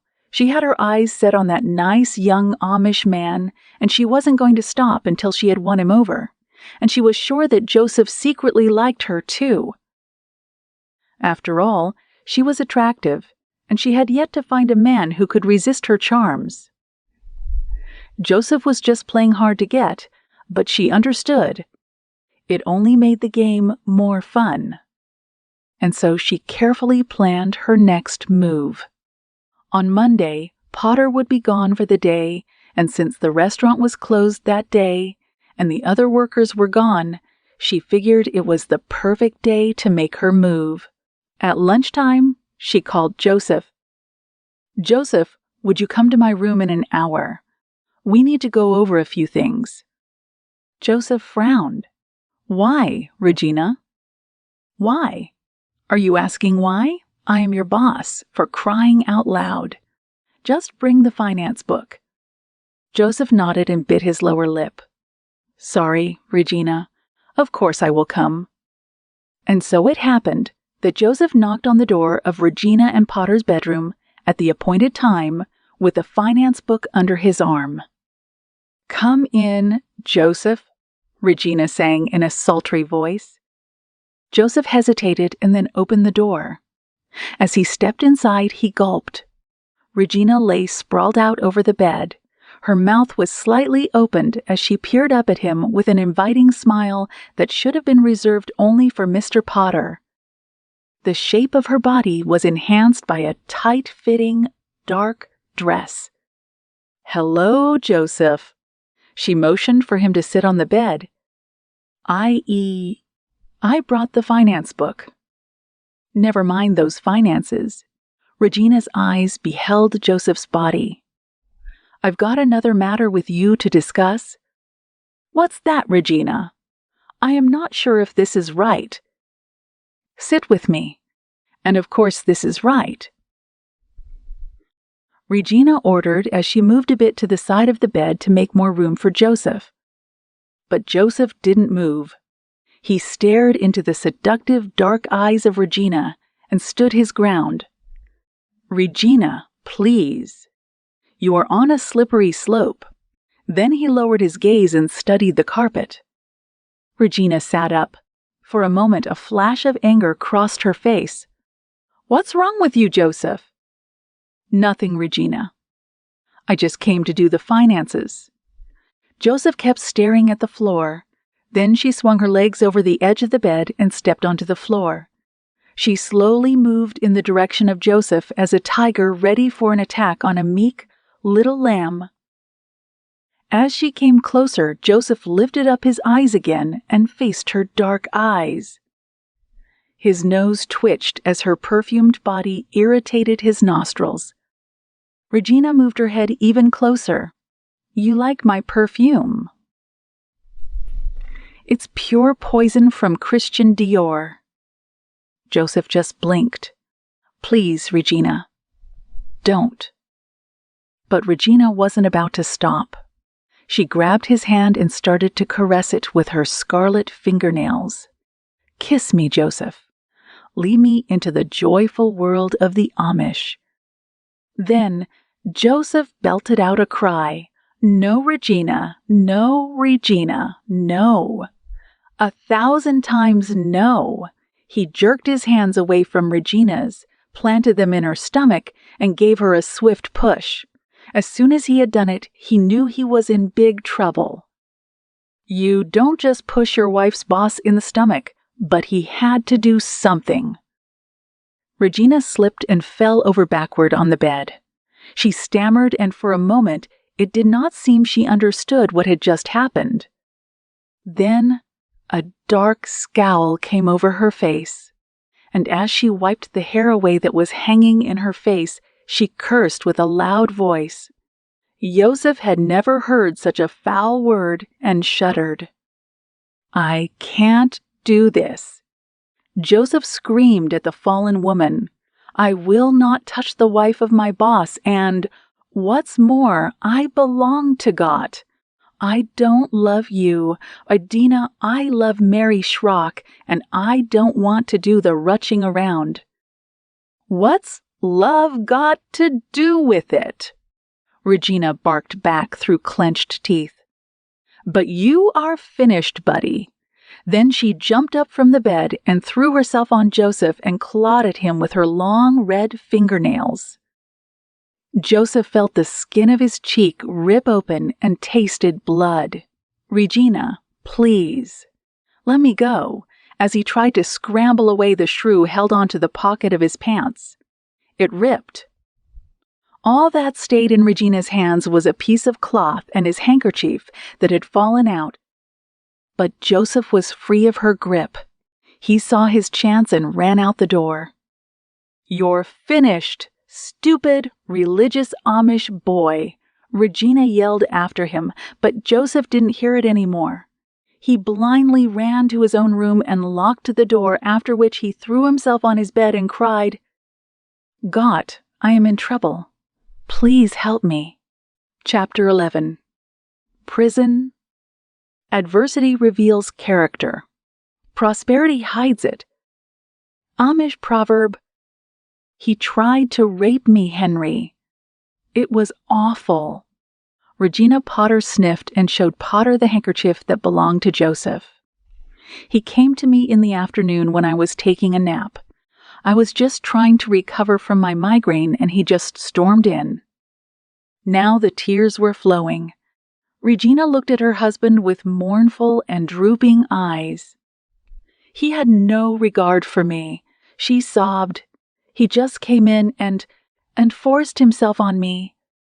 Potter's mouth sagged open in horror. Did he No, my dear Henry, Regina whimpered as she grabbed Henry's clenched fist and started to gently rub it. He didn't. He wanted to, but I fought him off. Henry sighed in relief. I am so glad to hear that. Then he chuckled. When you get angry, you're hot stuff. I am glad I wasn't in his shoes. Yeah, Regina bawled, but I scratched him up good and hard. He was bleeding all over. Then he ran off and he lost his handkerchief. I am so glad you fought him off, Potter said. He deserved it. But we're going to press charges. Please do.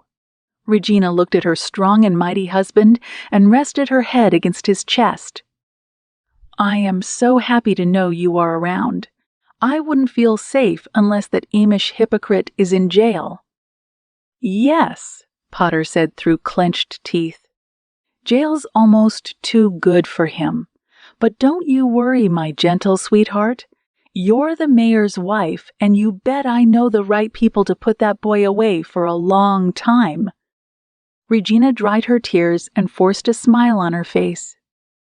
Thank you, Henry.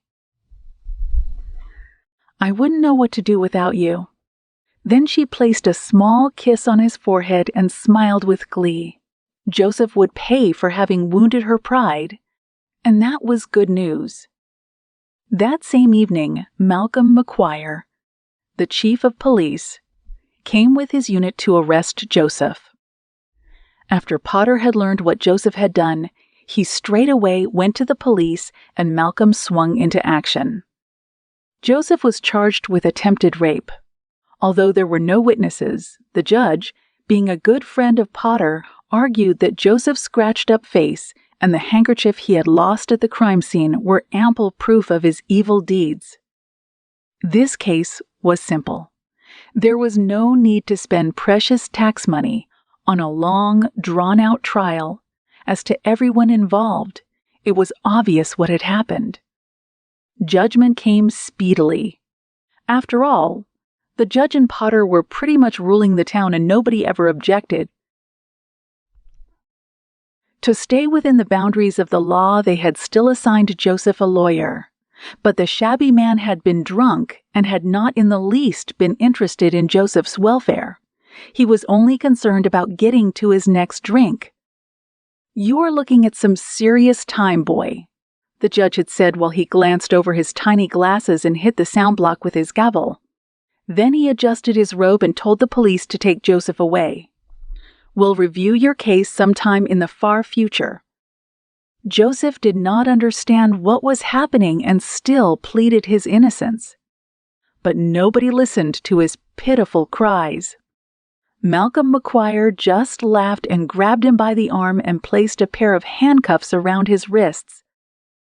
Somebody threw a plastic water bottle at his head and screamed, "Rapist! Hypocrite!" It just missed his head as Joseph was dragged out of the courthouse and hoisted into the police van. He had nothing to look forward to but a bleak and unknown future. As Joseph wept, Malcolm shook his head and muttered, "What goes around comes around, buddy. You just have to learn to keep your hands off the mayor's wife." But Joseph didn't hear him. His mouth felt dry even though he was sweating profusely. He covered his hands in his face and wept. "My gut, my gut. Why have you forsaken me?"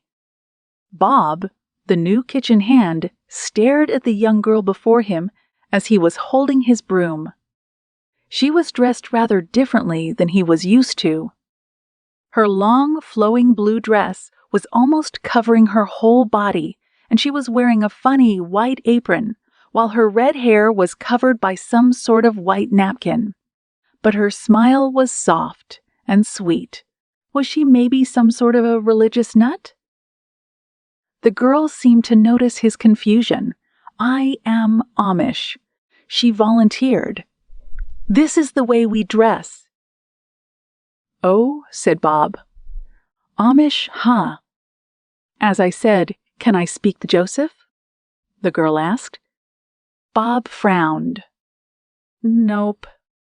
"Why not?" the girl asked, and a worried look flashed over her face. "He's not here." The girl swallowed. "But you do know him?" Bob shook his head. "No, he was already gone when I came here. I took his job." The eyes of the girl filled with drooping sadness, and she stared for a moment at her sensible shoes. Bob blushed. He felt a bit sorry for the girl. After all, she seemed genuine. "He's in jail somewhere." "What?" The girl looked up and her eyes were big and round. "Where is he?" "Don't know," Bob continued. "But I don't care. He's just a pervert. Raped the mayor's wife." He raped somebody. All the blood drained out of the girl's face, and to Bob she suddenly looked very tired and worn. Bob licked his lips. This girl had not heard the story yet. He leaned the broom against the wall and crossed his arms. Then he smirked, "Awful fellow." He cheated on the books, but when Mrs. Potter, she's my boss, confronted him with his thievery, he got mad and raped her. But we got him. We got him good. He turned around and spat in the wastebasket. "Sorry?" "Is Mrs. Potter here?" the girl asked. "Can I see her, maybe?" Bob took up his broom again. "Why do you want to speak to her? You don't believe me." "No." Yeah. Yes, the girl stammered. "You see, I know Joseph and maybe I can help him. I need to know where he is." Bob shrugged his shoulders. "Sure, suit yourself." Then he yelled, "Mrs. Potter! Mrs. Potter! Mrs. Potter! There's somebody to see you. Shall I send her up?" At that moment the door opened and Regina Potter appeared. She had a scowl on her face and asked in an impatient tone, "What's the fuss, Bob?" "Here's somebody for Joseph," Bob answered. "She wants to know where they locked him up." Regina Potter's nostrils flared as she heard the name of Joseph, and her eyes held an ominous look as she beheld the Amish girl. "Who are you?" she hissed. The girl stared at the woman before her and swallowed. Mary Schrock. Regina Potter, who was wearing a revealing red blouse and a miniskirt, sneered. "You're Amish, aren't you?" "You're Joseph's girlfriend." Mary nodded. "Yes, Mom. Can you tell me where he is? I need to see him." Regina cackled. "County jail. You can take bus number 4 and get off at the last stop. Say hi to him from us." She snickered at her own joke and walked off without saying another word. Chapter 12. Who Shall Ascend? My right has been rolled up. My left has been driven back. My center has been smashed. I have ordered an advance from all directions. Attributed to General Foch, World War I. Joseph, my God-e. My dear Joseph. Mary shuddered as she looked up and beheld the prisoner that was walking up to her. He was escorted by 2 guards that led him through a steel door and pushed him forward. When he saw who was waiting for him in the visitation room, he lowered his eyes and his ears turned red. He slouched down on the chair at the opposite end of the table and moved his hand through his ruffled hair, but kept looking at the floor. Mary winced when she noticed the smell. A mixture of sweat and some sort of disinfectant. She had been waiting in the colorless, drab visitation room for quite some time and had busied herself by counting the tiles on the ceiling. She had just started counting a second time when they brought Joseph in. "How are you, Joseph?" She peered at the young Amish boy who was no longer wearing his familiar Amish outfit but resembled a regular crook in his prison outfit. He looked up and tried to smile, but his sunken eyes that were surrounded by deep, dark circles told a story of sadness and shame. "Mary, I've been thinking about your sweet face every day. How did you come here?" Mary smiled. "I decided to make use of my right to have Rumspringa. I wanted to see you. Remember you wrote to me and told me about the job at the Potter's house. You were not so hard to find, only," she hesitated, "I didn't expect to find you in prison." Joseph started to sob. "Oh, Mary, dear sweet Mary." Then an alarming thought crossed his mind. "But Mary, you could be shunned by talking to me. After all, I am excommunicated." "Oh, nobody knows I am here. I am fine." She reached over to grab his hand, but a warden who was standing near the small window immediately stepped up. "Sorry, miss, no touching." Mary nodded and pulled her hand back and looked at Joseph again. "Joseph, what on God's gut earth has happened to you?" Joseph dried his tears with his fist and twitched his eyes. "I think I am cursed, Mary." Mary squeezed her eyes. "Of course not, Joseph. God is your defense. He is your strong tower. He loves you." But Joseph shook his head and sighed. "I can hardly believe it, Mary. Now I understand why Job said, 'Let the day perish wherein I was born.'" Nonsense.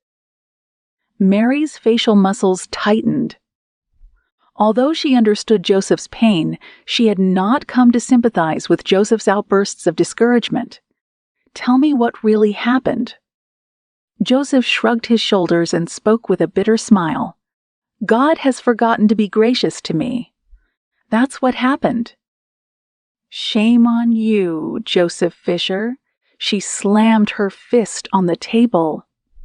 "We've got to fight. You can't let the devil walk all over you like that." Joseph looked up in surprise.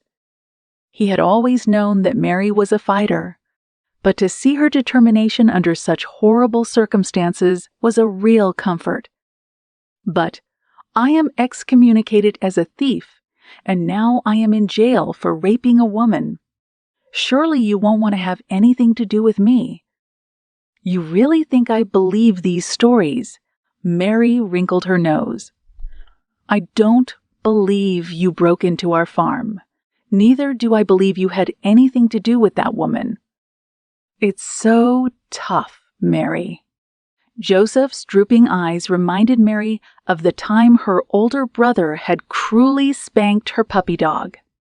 The poor creature had been yelping for more than an hour. "We've got to trust Joseph." "How?" Joseph answered lamely. "Fair weather faith is no faith at all, Joseph," Mary went on. "I don't know why all this is happening, but you must honor God. If we only believe in God when things go our way, we won't be believing very much, because a lot of things go wrong in this sin-sick world.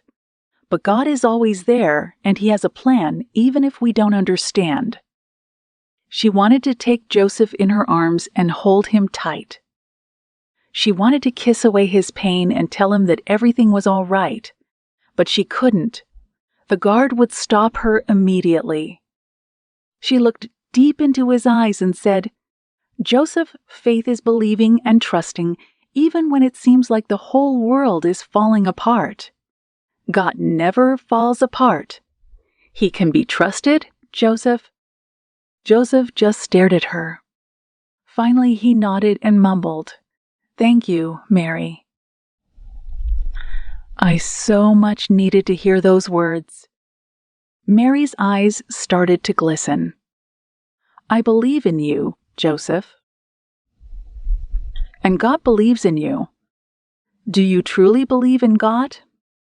Will you trust Him even now?" "I do," Joseph sighed. "I really do." Mary sighed. "Now tell me about that woman. What happened?"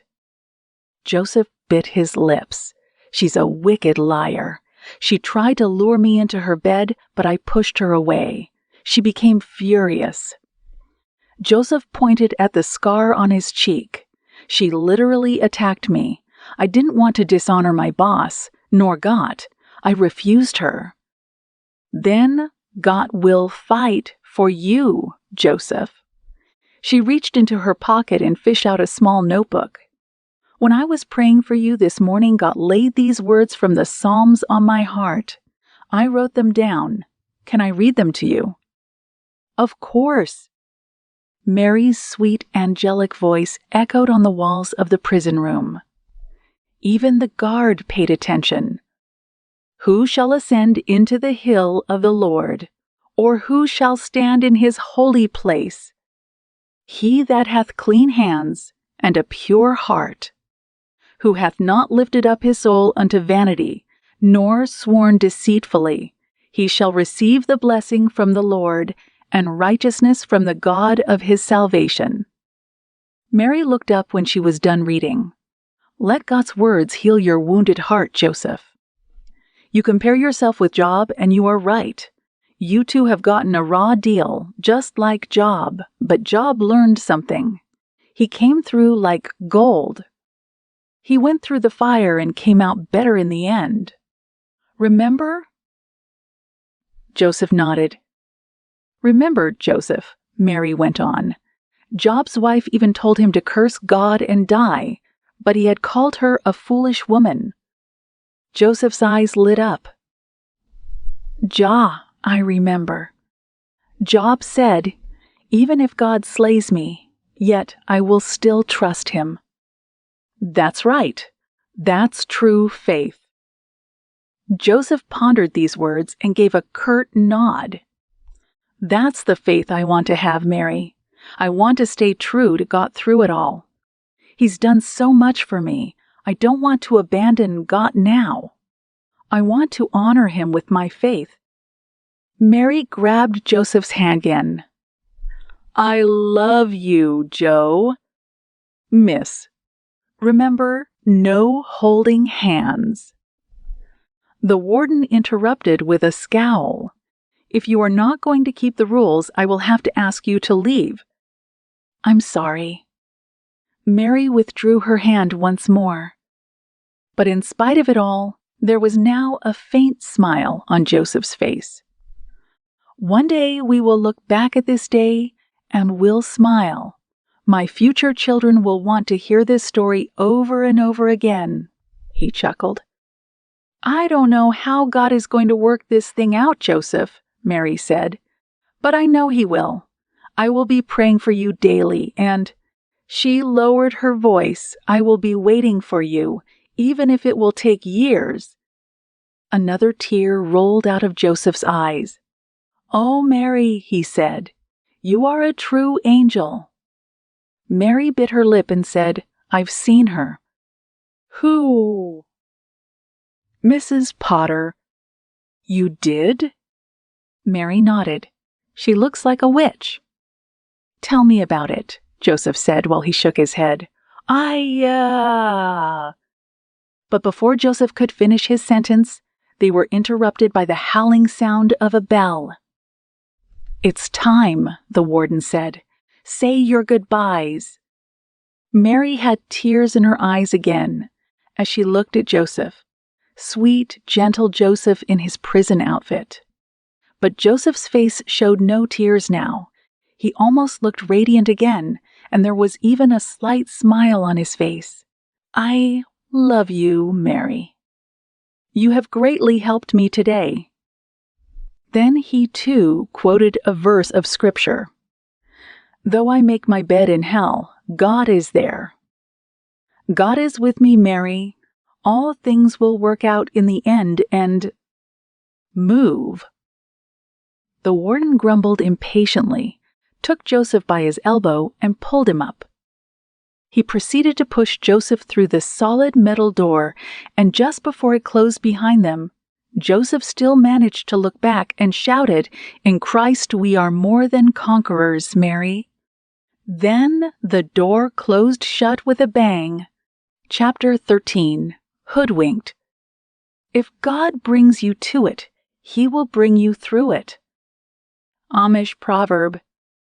Potter wished this meeting was over as he faced the warden that was sitting before his mahogany desk in the office in town hall. Already all morning he had a headache, and although he had taken several painkillers, he didn't feel any better. It's really quite astounding, sir. The warden was shuffling his feet while he looked at him. Potter had formed a steeple with his fingers and tried to concentrate. Joseph never complains and works hard. I've never had a prisoner like him, the warden went on. Every first Monday of the month, the warden would report to Potter on the state of the prisoners. Malcolm McQuire, as chief of police, was present as well and leaned casually against the file cabinet. He yawned. Potter raised his eyebrows as he faced the hefty warden. You referring to him now as Joseph? Well, yes. The warden realized fraternization with the prisoners was not to be encouraged, and he swallowed. It comes naturally. He just seems to be such a faithful man. He's got you hoodwinked, Malcolm sneered. That's how they all are. But Potter squeezed his chin with two of his fingers and shook his head. He understood what the warden was saying. He had liked Joseph too. After all, Joseph had been so faithful that he himself had placed Joseph in charge of his finances after only a short while. But when he remembered his weeping wife, he wrinkled his nose and scoffed. Faithful or not, that Amish boy couldn't keep his hands off my wife. The warden nodded. I know. It's puzzling to me, too. Nothing in his demeanor points to lust or greed. He stopped and carefully sought for the right words. A very caring and concerned person who looks after the welfare of his fellow prisoners. Told you, warden, Malcolm warned. He's pulled the wool over your eyes. Watch my lips. He'll strike when you least expect it. Malcolm wanted to say more, but his cell phone started to play a popular ringtone and he was distracted. When he had fished the device out of his pocket and looked at the screen, his thin lips wrinkled into a little smile. "Can I be excused?" he asked Mr. Potter. "This Joseph business doesn't really concern me." "Sure." Without looking up, Potter dismissed him with a wave of his hand, and as Malcolm left, he turned to the warden again. "You were saying—" "Well, Joseph asked me for wood and tools." The jailer went on. "He has been giving carpentry classes to the interested prisoners. You should see the furniture they produce. Absolutely top-notch stuff." Potter shook his head. "That's amazing." The warden cleared his throat. There was more on his mind, but he didn't seem to know how to broach the subject. Potter sensed his hesitation. "Go on, man. What else?" "He says he's innocent." The warden swallowed. Potter stared at the warden and started to laugh. "Of course, man. Everybody in jail is innocent. That's what they all say." Then he shook his head. Maybe Malcolm is right, and he's got us all fooled. Then he rubbed his forehead with one of his hands and sighed. "Are you all right?" the warden asked. Potter shook his head. "Not really. I've got a terrible headache. Maybe it's the flu." "I've got some painkillers," the warden offered, but Potter shook his head. "No, I already took them." "You know what? I am just going home and I'll go to bed. Maybe tomorrow I'll be better." He thanked the warden for coming and got up from behind his desk. "Keep me posted as to Joseph's behavior," he said as he opened the door for the warden. "Anything unusual, anything at all." As soon as Potter stuck the key in the lock of the back door of the restaurant, he sensed something was wrong. Something just didn't feel right, but he couldn't tell what it was. After he had hung up his coat in the hallway, he looked around. Everything seemed to be in order. The restaurant was still. That was normal on Monday, as all the workers had their day off. He had half expected Regina to greet him, but she didn't seem to be around. Although there was a sound. Somebody was talking in a muffled voice. Potter concentrated and walked in the direction of the voice. Now he could hear another voice, too. That was unmistakably Regina's voice. It came from the bedroom. Did she have a visitor? Potter's heart skipped a beat as he stealthily moved through the hallway and stopped in front of the bedroom door. He put his ear to the doorframe. "Glad you came, my handsome bear." That was Regina's voice. Was his wife with another man? Potter felt anger rising, and his heart pounded. But no, that couldn't be. He placed his hand on the door handle and jerked the door open. Regina screamed. Somebody cursed. Who was that? Potter beheld the scene before him. Regina was in bed and clutched the yellow sheet with the green polka dots that Potter had bought for her in Europe in her trembling hands. And there, under the eiderdown pillow, was the head of a man. Potter strode forward, anger flashing through his veins. "Henry." Regina stammered, "I thought you would not—" "Never mind what you thought," Potter yelled, as he yanked the pillow away from the man that was trying in vain to cover his face. Then Potter froze. "Malcolm. Malcolm McGuire, what are you doing here?" Malcolm's blood drained from his face. He jumped up and started to run. For a moment, Potter felt glued to the floor. His head was not just hurting anymore.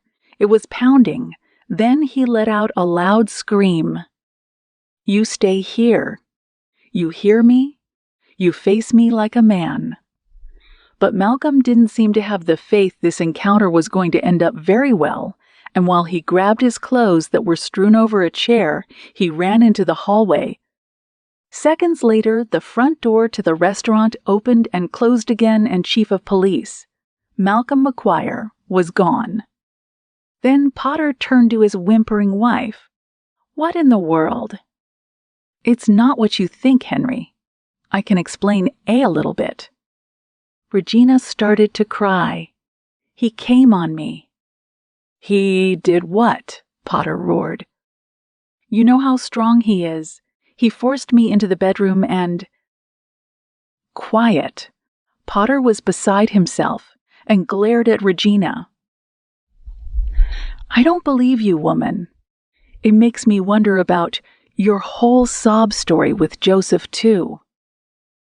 As Potter looked at Regina, who was still covering her body with the sheet and was now weeping uncontrollably, he shook his head, turned around, and slammed the door shut with all the might he could muster. Things were going to change here. That much was certain. Chapter 14. A New Inmate. The best vitamin for making friends is bone. Amish proverb. March. Dear Mary, words cannot express how I long to see your face again, but I have no reason to complain. God's presence is overwhelming. He is so close. At times I feel I can almost touch him. I am teaching wood, working here, and even have made some friends. Knowing you are waiting for me makes the time fly. Your loving friend, Joseph. What do you think, Joseph? Alfred Miller put down his plane and looked expectantly at Joseph as he stepped away from the chair he had been working on. I think it's done. Joseph let his fingers slide along the legs of the chair and nodded. It's good work, Alfred.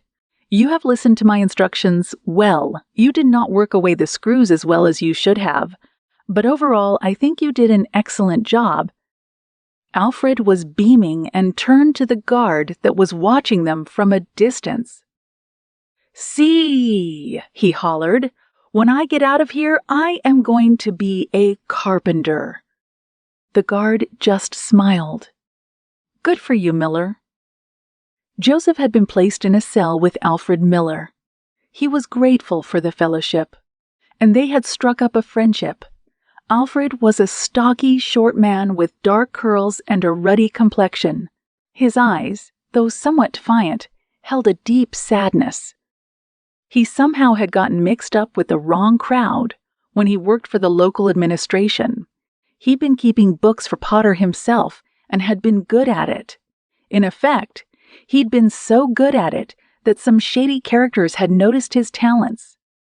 They had forced him to falsify the books so Alfred could pay off his debts.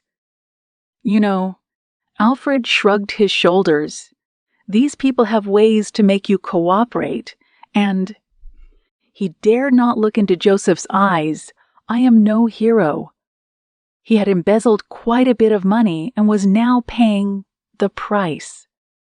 Never wanted to do it in the first place, he told Joseph. But you know how it goes. Joseph felt drawn to Alfred.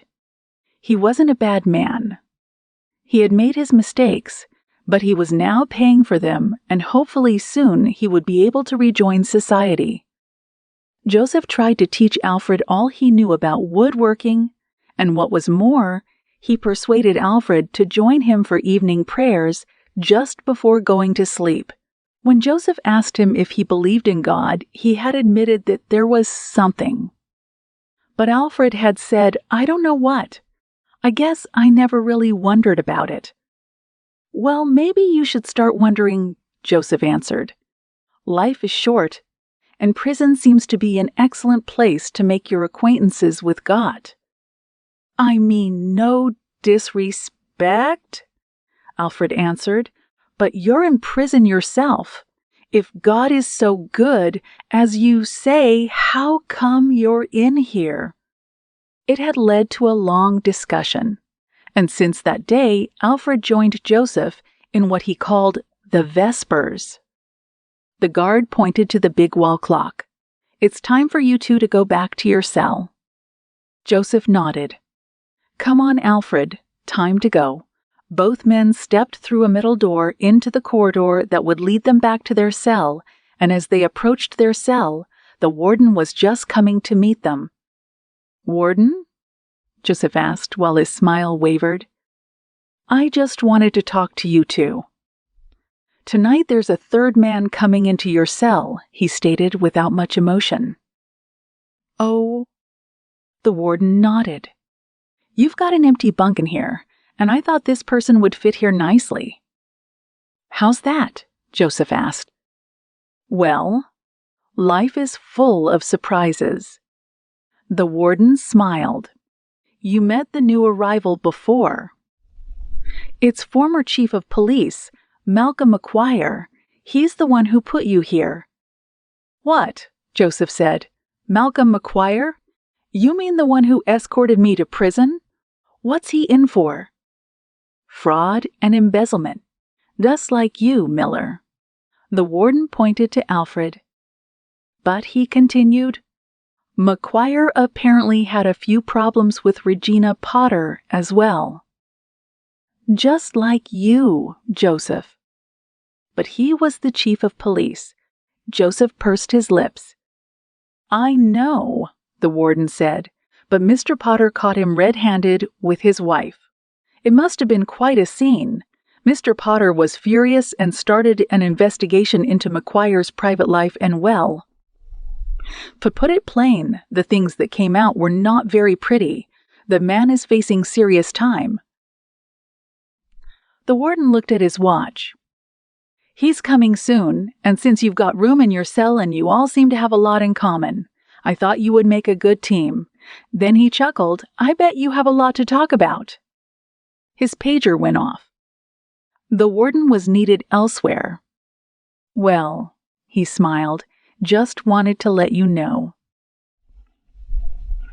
"Good evening, Miller." "Good evening, Joseph." "And remember, he was the chief of police, so behave." McQuire arrived at 9 that evening. He didn't say a word. Alfred tried to shake hands, but the discouraged police officer climbed on his bunk and turned his back to the other two inmates. He was clearly not in the mood for any type of socialization.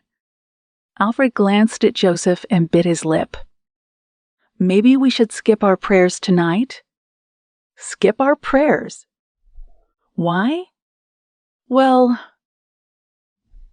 you know, Alfred glanced at the bulky frame of Malcolm on the top bunk and said in hushed tones, "He may not like prayer."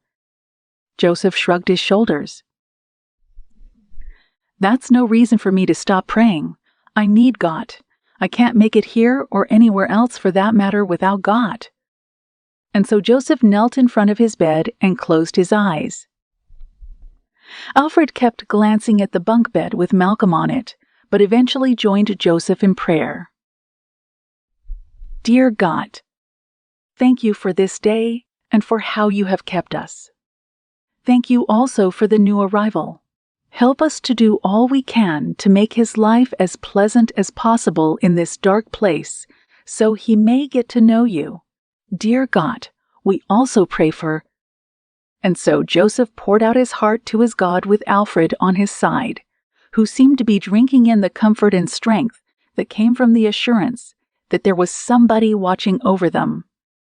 Malcolm's piercing scream jerked Joseph out of a sound sleep. He swung his legs onto the cold cement floor of the prison cell and stepped over to Malcolm's bunk. It was hard to see anything in the darkened room. There was only a sliver of moonlight coming through the tiny window high up in the cell and casting a strip of light on the bare wall so Joseph could still make out the silhouette of Malcolm. "What's wrong?" he asked, as he placed his hand on the shaking body of the policeman. "Nothing. Go away," Malcolm said. "Just had a bad dream." "You are with friends," Joseph tried to encourage him. "Life in prison can be hard. We need each other." "Go away." Joseph swallowed. Sure, but I'll be praying for you." When there was no response other than a grunt, he moved back to his own bunk and climbed back in. For a while, he just stared into the darkness and listened to the stillness around him. Then a loud snoring cut through the darkness. Malcolm had fallen asleep again, and soon Joseph dozed off too. "No. Please. No." Another scream. Joseph jumped up as he had before. Malcolm was dreaming again, and within moments, Joseph stood once more at the side of his bed. "Mr. McGuire, it's all right." It was no longer completely dark, and Joseph guessed it was almost dawn. Malcolm looked at him with a vacant stare, and his forehead was covered with drops of sweat. "I had the same dream again," he stammered. Joseph placed his hand again on Malcolm's arm. "It was just a dream." "Don't worry, Mr. McGuire." Malcolm sat up and wiped the sweat of his forehead with a clammy prison sheet. "Yeah, just a dream. There's nothing to worry about." But it was clear from the frightened expression and panic, stricken eyes, that he did worry.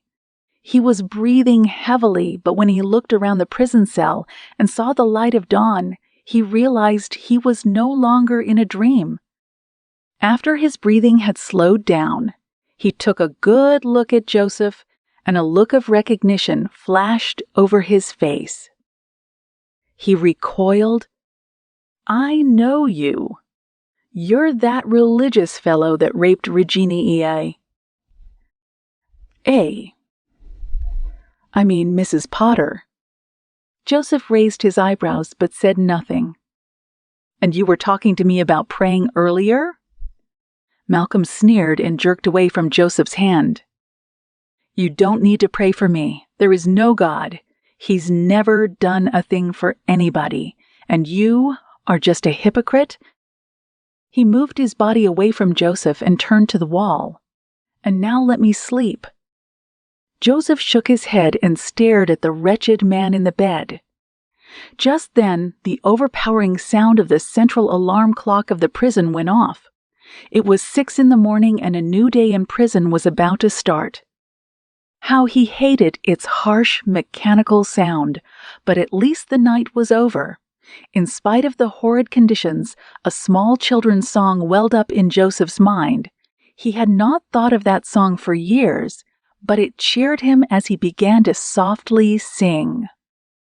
"Every day with Jesus is better than the day before. Every day with Jesus, I love him more and more and more. Jesus saves and keeps me. He's the one I am waiting for. Every day with Jesus is better than the day before." Chapter 15. Remember me. We should not put a question mark where God puts a period. Amish proverb. April. Dear Joseph, how I miss you too. My father found out I've been visiting you. He was furious, but he won't tell anybody. I may not be able to come and see you again, but I am carrying you by prayer every day. Remember, I will be waiting for you. Affectionately yours, Mary. You two had a dream. Joseph narrowed his eyes as he looked at Alfred, who was sitting next to him on the bottom bunk. His friend nodded. I did. I had the same dream 3 times. I first had it 2 nights ago, Alfred continued, but last night I had the same dream again, 2 times even. Joseph pursed his lips. Tell me the dream. Alfred swallowed. In my dream, I was sitting at a table in a house. But it wasn't a house. It was more like, well, maybe it was a hospital or something. The floors were all polished, and it was very formal and cold. Alfred squinted his eyes as he relived the scenes. Go on, Joseph urged. On the table was a bag, and in the bag were 3 coins. I wanted to touch the bag, but somehow I couldn't. Then the mayor of our town walked in. You know, that Potter fellow.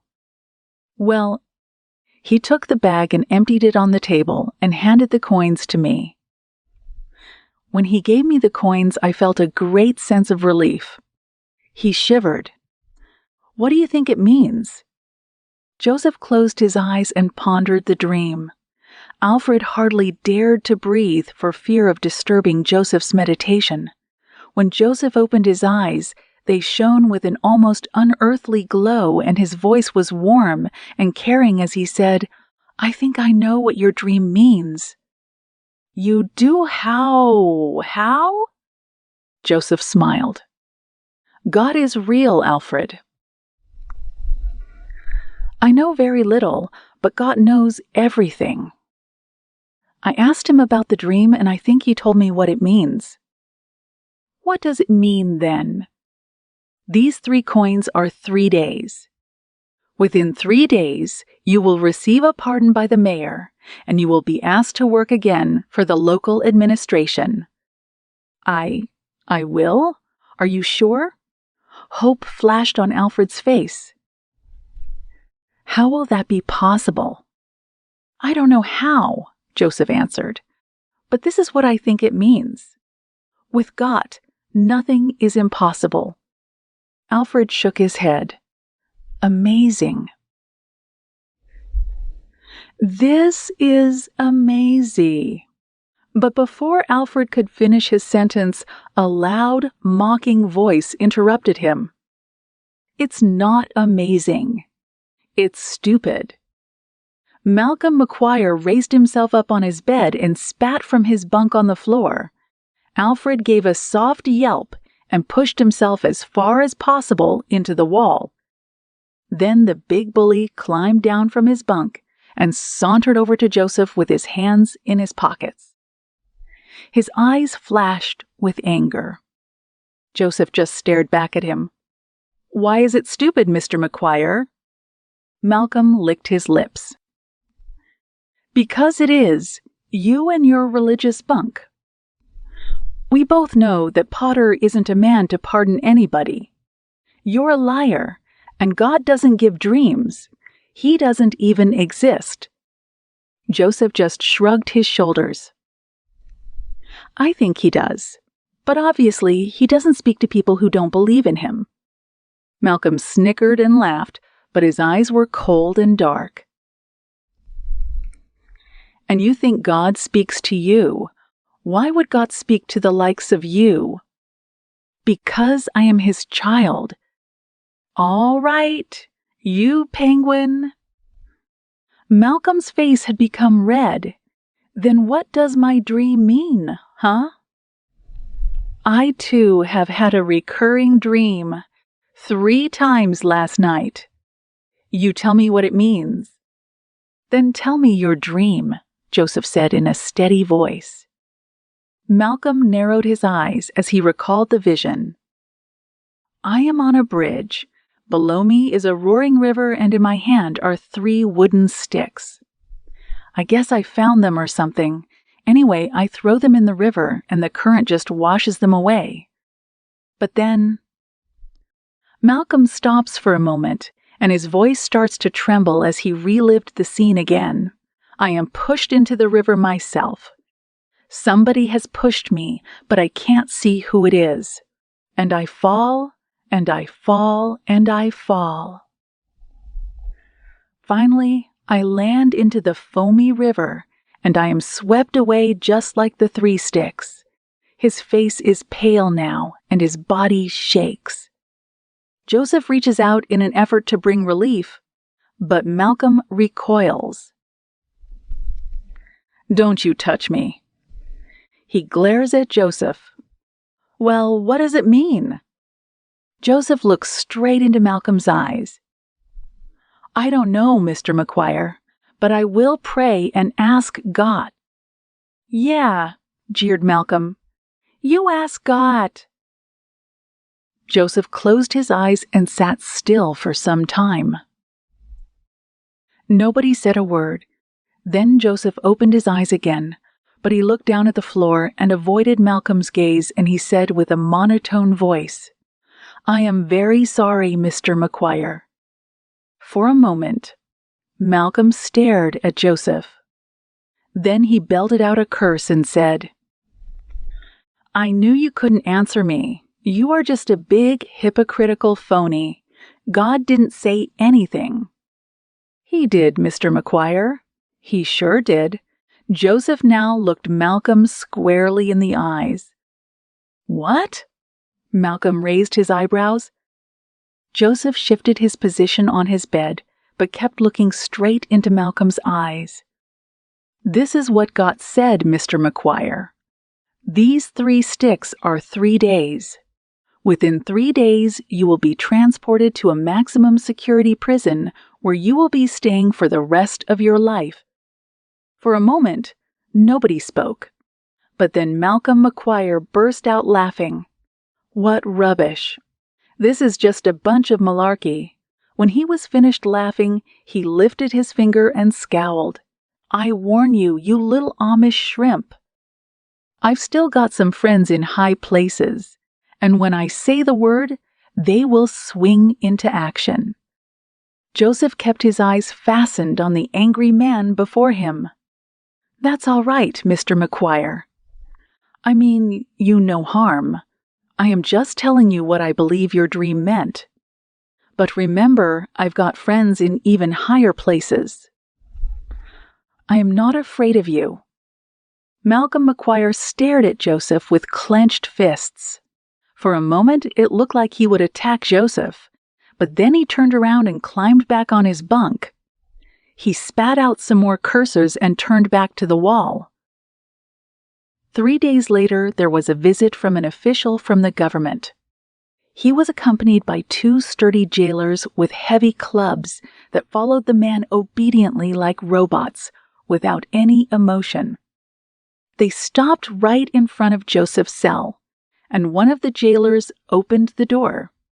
Alfred Miller made himself as small as possible again and desperately hoped they wouldn't come for him. But they didn't.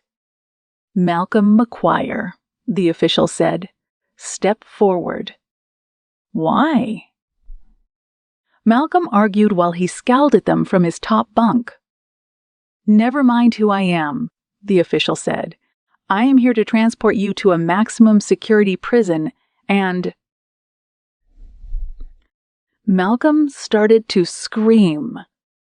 "It's a setup." He pushed himself against the wall to stay out of reach of the jailers. "I tell you, it's a setup." Then he pointed to Joseph, who was sitting on his bottom bunk. "It's him you need." And before the jailers could step in, he jumped off his bed and lurched forward and started to pound Joseph with his fists. "You did this to me. You and your stupid God."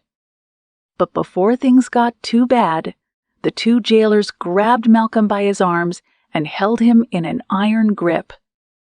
Malcolm continued to scream and yell, but the official didn't seem to care and simply barked out his orders. "Take him away. We don't have all day." Joseph and Alfred could still hear Malcolm's screams for quite some time, but eventually the peace returned. Alfred looked pale, and after he had made certain that Malcolm was really gone and wouldn't come back, he stammered, "I didn't like that man. But it was just as you said. After 3 days, they would take him away." He looked at Joseph wide-eyed. "God doesn't lie," Joseph answered. "But how did you know?" Joseph pursed his lips. "I don't know anything, Alfred. But when we ask God, He speaks. We just need to listen to Him. Your dream will come true as well. You'll see." Alfred just shook his head. "Just promise me one thing, Alfred," Joseph went on. "When you are free again, please do remember me." Alfred swallowed and wanted to answer, but before he could answer, another man walked up and stopped in front of their cell. It was the warden. He was smiling and held an envelope in his hand. "Alfred Miller, I've got news for you. Good news, I reckon." "What is it, Warden?" "I don't understand it myself."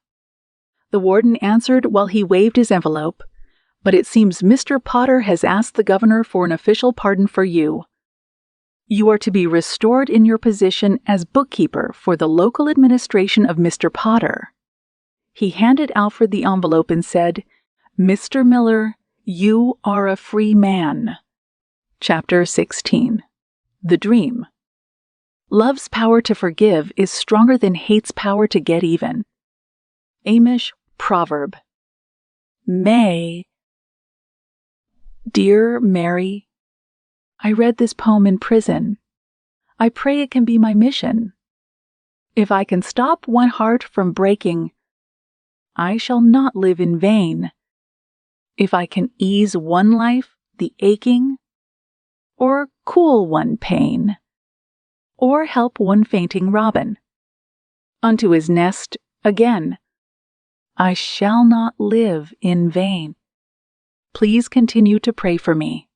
My friend Alfred is gone, and I have not heard from him any more. Knowing you are waiting for me and that God looks at me with shining eyes is the only thing that keeps me going. Love, Joseph. The 7 Amish buggies that were coming up the hill were a joyful sight to behold. Pulled by strong, sturdy horses, their well-oiled wheels rolled on and hardly made a sound. The paint still smelled fresh and clean, and the drivers were laughing and singing. It appeared they had their buggies filled with fresh produce and goods. Potter smiled. He was standing on top of the hill with his hands in his pockets and did not feel a care in the world. The whole area was illuminated by the sparkling light of the morning sun, and birds were happily chirping while soaring over the fields. Things were right. This was how life was supposed to be. But then the scenery changed. In the distant horizon, dark clouds gathered and a forceful wind started to blow.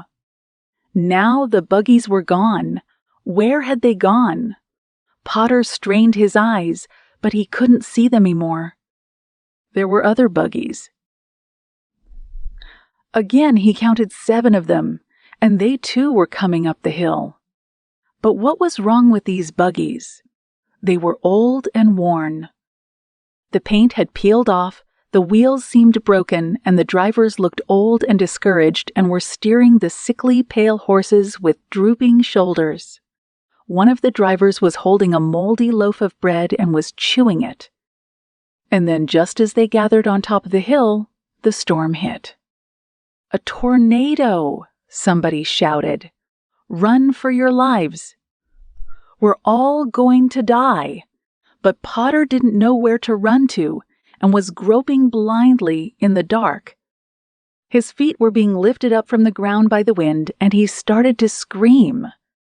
He waved his arms around in terror, but could not find anything to hold on. Everything around him started to turn. Faster and faster and faster, and he started to fall. Potter screamed, "Help!" Then he woke up on the floor next to his bed. Great beads of sweat dropped from his forehead. It had been a nightmare, a terrible nightmare. "Yes, Mr. Potter." Alfred Miller nodded as he took the finance book back from Potter and put it away in the file cabinet. "Consider it done." Potter had discussed some urgent matters with Alfred, who had been restored to his former position as bookkeeper, but the mayor's mind didn't seem to be on the business at hand. He was with his thoughts elsewhere, and as he blew out a whiff of cigar smoke, he just stared out the window of his office at City Hall. "Are you all right, sir?" Alfred asked with a note of concern. Potter eyed his bookkeeper. "Do you know why I asked the governor to grant you a pardon, Miller?" Alfred cringed. "No, sir. It came as a surprise." "It was a surprise to me, too, Miller. After all, you deserve to be in jail. You acted like a regular crook." "Yes, sir, I did." Alfred lowered his head. "But I had a dream, Miller. A strange dream. Alfred's eyes widened as he looked up again. You did. Yes, I did. Normally, I don't care for dreams. Dreams are the result of something people eat the night before. But somehow I felt this dream about you was different, so I acted upon it. Alfred dared not speak. So I asked the governor for a pardon. And now, Potter went on, I had another dream. You had another dream? Potter nodded. Can't get it out of my mind. It was terrifying. He deeply inhaled the smoke of his cigar and blew it out again through cracked lips. It was scary. And so real. It was a warning of some kind, and I am troubled by it, because I don't know what it meant. It came to Alfred as a shock. Joseph would know what the dream meant. But did he dare mention Joseph's name to Potter? For a moment, Alfred felt torn. But had he not made a promise to Joseph that he would remember him? I know somebody who interprets dreams, sir. You do? Who's that? Alfred hesitated. Then he blurted out, That would be Joseph, sir. And so we meet again, Potter said, as he suspiciously looked at Joseph, who was sitting before him in the visitation room of the prison. Joseph noticed Potter was seated on the same place Mary had sat several months earlier. The same guard was even posted again by the window. An unusual tingling feeling ran down Joseph's arms. Why had Potter come to see him? Was there more trouble ahead? But Potter didn't seem as confident as he usual. He fidgeted and constantly crossed and uncrossed his arms and legs. Yes, sir, Joseph answered. We meet again. Potter swallowed. As far as Regina. My wife is concerned. I am in the process of divorcing her. Joseph blinked his eye. You are. She was unfaithful. I believe you met Malcolm McQuire. He was involved, but he was only one of the many. He was only the tip of the iceberg, as they say. He tried to smile, but he only produced a grimace. You always said you were innocent. Yes, sir, I was. I meant you no harm. Potter nodded and then went on. Remember a certain Alfred Miller? Joseph nodded again. Well, he says you are some kind of psychic, that you can explain dreams. Is that true? No, sir. I am no psychic, but I believe in God, and God can reveal the future if we are faithful to listen to Him. Potter leaned forward while one of his eyes was twitching. Then he asked, Can you explain my dream? Joseph fell back in his chair. This he had not expected. Then he slowly said, Tell me the dream, Mr. Potter. After Potter had shared the dream, Joseph's eyes lit up. This dream was remarkably similar to the dream he himself dreamt so long ago, which had infuriated his brothers so much. He got up and walked to the window. The guard stepped forward, but Potter raised his hand. Let him, he demanded, and the guard respectfully moved back. Joseph stared out of the window for some time and seemed deep in thought. Then he turned around and walked back to the table and stared at Potter. I believe I know what your dream means, he said. There is a God in the heavens, and He knows the future, and He can tell us what to do. Tell me, Potter pleaded. Joseph sat down again and stared into Potter's eyes. The 7 Amish buggies you saw are 7 years of plenty. Plenty for all, Amish and non-Amish alike, but then a natural disaster will strike and will leave the local economy ravaged beyond repair. That's why you saw the broken buggies and the lack of food. The fact that you fell is a warning that if you don't take the proper precautions, it will indeed be your end." Potter's face looked ashen, and he wanted to say something, but Joseph raised his hand. "Let me finish, Mr. Potter. As I said, you've gotten the dream as a warning, so you can do something about it. There is hope. This is the word of God." "Then what can we do?" Potter stammered. "Make contingency plans. Store food and produce throughout the years of plenty. Set up a help fund so there will be enough money to help those in need after the disaster, and invest in materials to rebuild after the storm." Potter stared at Joseph and then slowly nodded. "I believe you," he finally said. "I just know this is what the dream means." Then he looked down and mumbled more to himself than to Joseph. "But who could help me with these preparations?" Then a thought hit him and relief flooded his face. "I think I know just the right man for the job." Then he turned to Joseph again and said, "You're an innocent man, Joseph Fisher. Innocent men don't belong in prison." "I would never do those dastardly things that your ex-wife accused me of." Joseph simply stated, "I believe you, Joseph," Potter said. "I am so sorry for all that has happened to you, but these have been your last days in prison. You are going to get a pardon, and you are the one to help me with the preparations." Chapter 17. A Welcome Visitor. An industrious wife is the best savings account. Amish proverb. June. Dear Joseph, my father told everyone I am still in contact with you.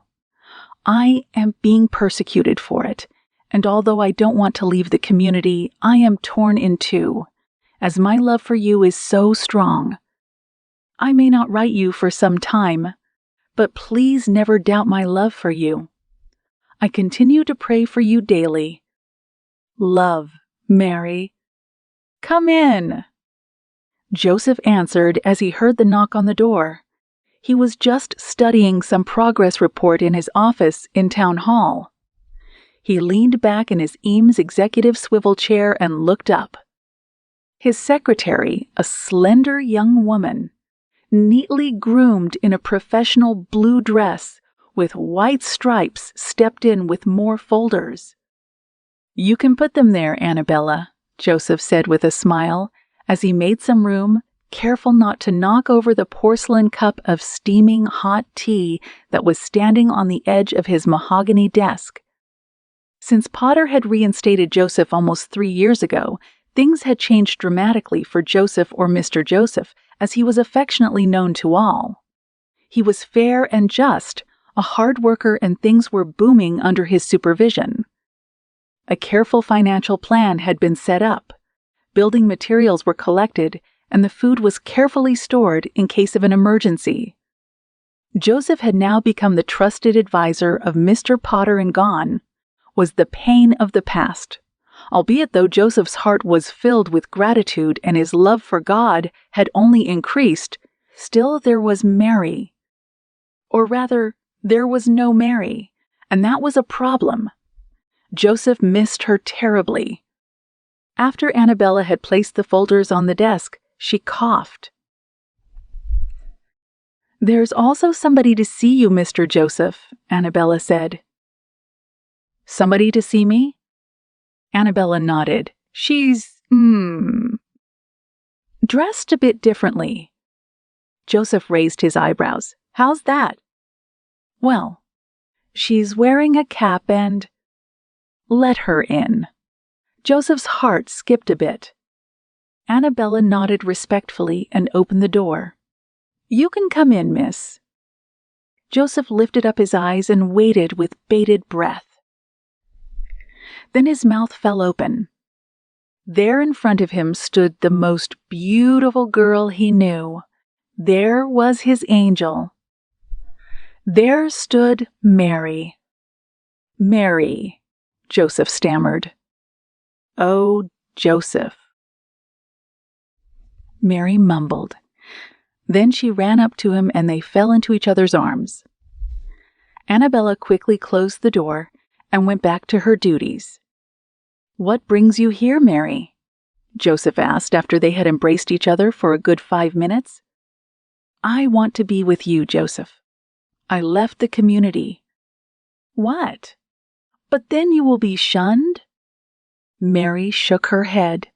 "I am still on my Rumspringa, Joseph. I can't be shunned. But I prayed about it long and hard, and God told me He needed me by your side." "He did?" "He said all this is His plan. I don't understand any of it, but I know God is at work. He works in unconventional ways, and I know it looks like I am deserting my roots just to follow my fleshly desires." She stopped for a moment to seek the right words, but I am not deserting my roots. I am Amish and will always be Amish. Being Amish means God comes first, and God wants me to be here with you. She planted a kiss on Joseph's forehead. "I've never been surer of anything in my life." Joseph lifted his eyes to the ceiling while they filled with tears. "Oh, God, who is like unto thee?" Chapter 18. Brothers. The hammer shatters glass, but forges steel. Russian proverb. When the storm finally hit, the county was fully prepared. It came swift and almost without warning, but Potter and Joseph were ready. Still, Joseph did not expect the force with which the tornado hit to be so strong. It was like an express train that was racing through the area and was pulverizing everything in its path. Nothing was able to withstand its force. Whole buildings were knocked over. Trees were flying through the air like dust motes, and anybody that had not taken Potter's warning serious and was not hiding in the well-equipped storm shelters that Joseph had so carefully constructed faced certain death. Then the rains came and the resulting flash floods. Whatever was still standing after the initial storm was now swept away by the force of the raging waters. But those in the shelters were safe. Food was plenty. Money was available in great abundance to help rebuild the broken society, and hardly any lives were lost. And then it was over. Just like that. The winds died down. The rain stopped. The sun broke through the clouds and, true to biblical fashion, an enormous rainbow stood at the horizon as a monument of God's faithfulness and care in times of suffering and disaster.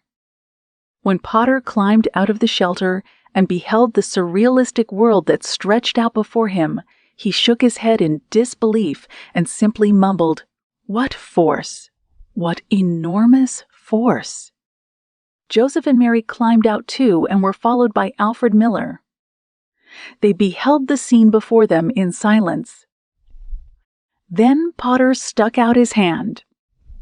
"Joseph, you have saved us all. The whole area is in your debt.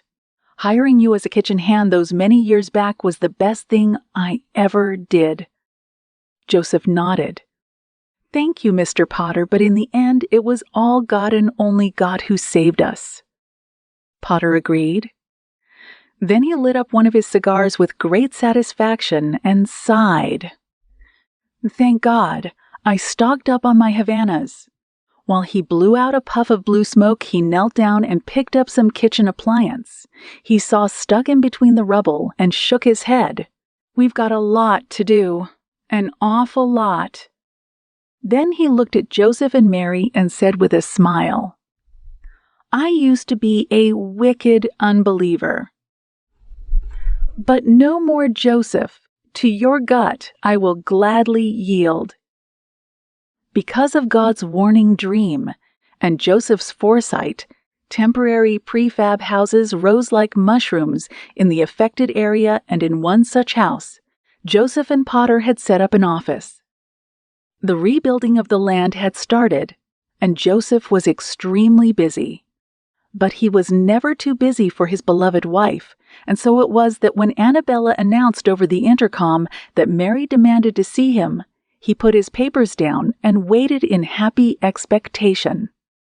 But as soon as Mary burst through the door and stood before him, groping for breath with an ashen face, he knew something was wrong. "Joseph, your brothers." Joseph looked up in alarm. "Mary? What about my brothers?" Mary stopped to catch her breath. "Are here to see the man in charge. And that's you." Joseph's heart skipped a beat. "My brothers are here. I have only seen Reuben and Simon." Mary answered, "I have asked Alfred to lead them into the waiting hall." Mary sat down in one of the chairs before the desk, and her breathing slowed down some. "I am certain that they have come to ask for help from the emergency fund you created for Mr. Potter." Joseph leaned back in his chair and pressed his lips together. Mary shook her head. "No. That's why I sent Alfred to them." Joseph thought some more. "I've got to see them. They are my brothers." The waiting hall was not much more than a covered space in between several offices. Rows of chairs were neatly arranged on the stones of what once had been a basketball field, and at the head was a sturdy information desk with an official whose job it was to direct the visitors to the right offices. Coffee and candy for those who had to wait their turn was supplied by some vending machines on the side. Just as Mary wanted to step through the door to enter the visitation hall, Joseph placed his hand on her shoulder and stopped her. "No, Mary, not yet. I just want to see them." Joseph glanced through a small window that gave him a good view. There they were, Simon with the usual defiant scowl on his face. He was impatiently banging on the coffee machine. Reuben sat on a chair. His blue eyes were darting around. Joseph felt a shiver going through his body as he beheld his two brothers. These horrible brothers were responsible for his jail time, his humiliation, and his pain. They were the guilty ones, not just those two, but all of them. And if it hadn't been for God and his beloved Mary, they would have succeeded in breaking him. Anger flashed up. He clenched his fist, and for a moment he felt the urge to reveal himself. To beat these creatures that called themselves brothers, to... Mary's gentle hand slid around his waist. "Don't, my love." Her voice was soft. It startled Joseph. How could such gentleness be present in the midst of his rage and furious anger? "Don't let bitterness into your heart. Now we have a chance to repay evil with good." Joseph looked at his angel. He wanted to scream. He wanted to rebel against such tenderness, but he could not. Mary was right. Tears filled his eyes. "Oh, Mary," he said, "if it weren't for you and God, I would be just like them." He dried his tears. "You are right. I won't repay them with evil, but I will still have to test them." He thought for some time. Then he sighed. "Let's go and see Alfred. I've got an idea." Chapter 19. Reconciled. Hands build houses, love builds homes. Amish proverb. The dealings with the official weren't going as smooth as the brothers had expected. The man didn't seem willing to give them hardly any money and no seed corn. Simon had explained he needed a lot more than just a few sacks of grain and a small deposit on the bank. After all, they had a big family. "You say you have many more brothers?" "Where are they?" Alfred Miller narrowed his eyes. "Maybe you just try to get more for yourselves." "We are Amish," Simon stammered. "Amish never lie, but the storm has devastated everything. We can't prove it to you, but you must believe us. We have many brothers to feed. We lost everything." But Alfred Miller was determined and shook his head. "No, you won't get a thing. My boss has instructed me specifically to make certain nobody commits any type of fraud unless you return with all your brothers to prove you really are. You will not get a thing. Can we talk to your boss?" Reuben still tried, but Alfred Miller didn't even answer him. Simon glared at the man.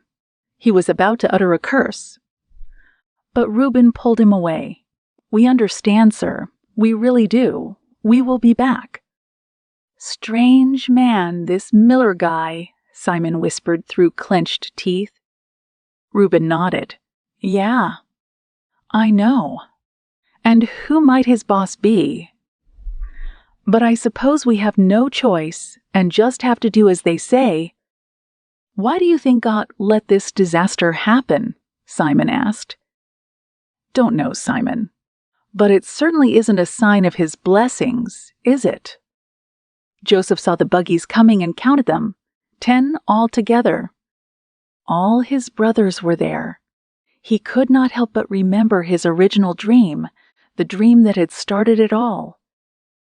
There were his brothers, discouraged, ragged and tired.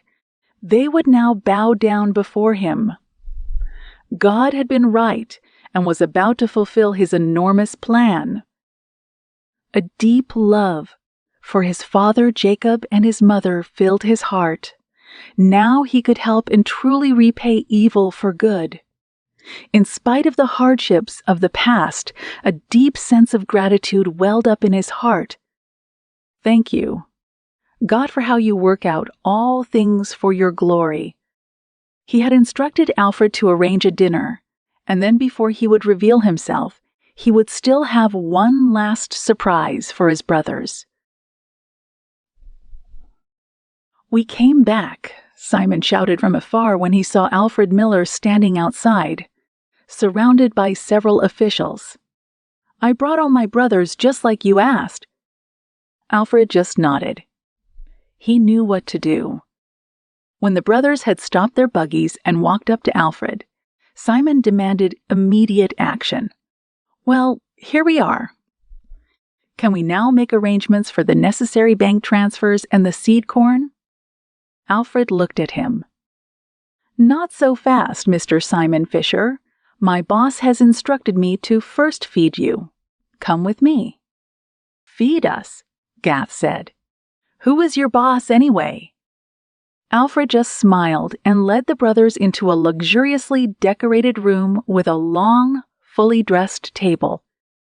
The brothers stared at the sight before them and their mouths fell open. This place was unlike anything they had ever seen. The table was covered with a damask tablecloth and fully set with a Bloomingdale dinner set.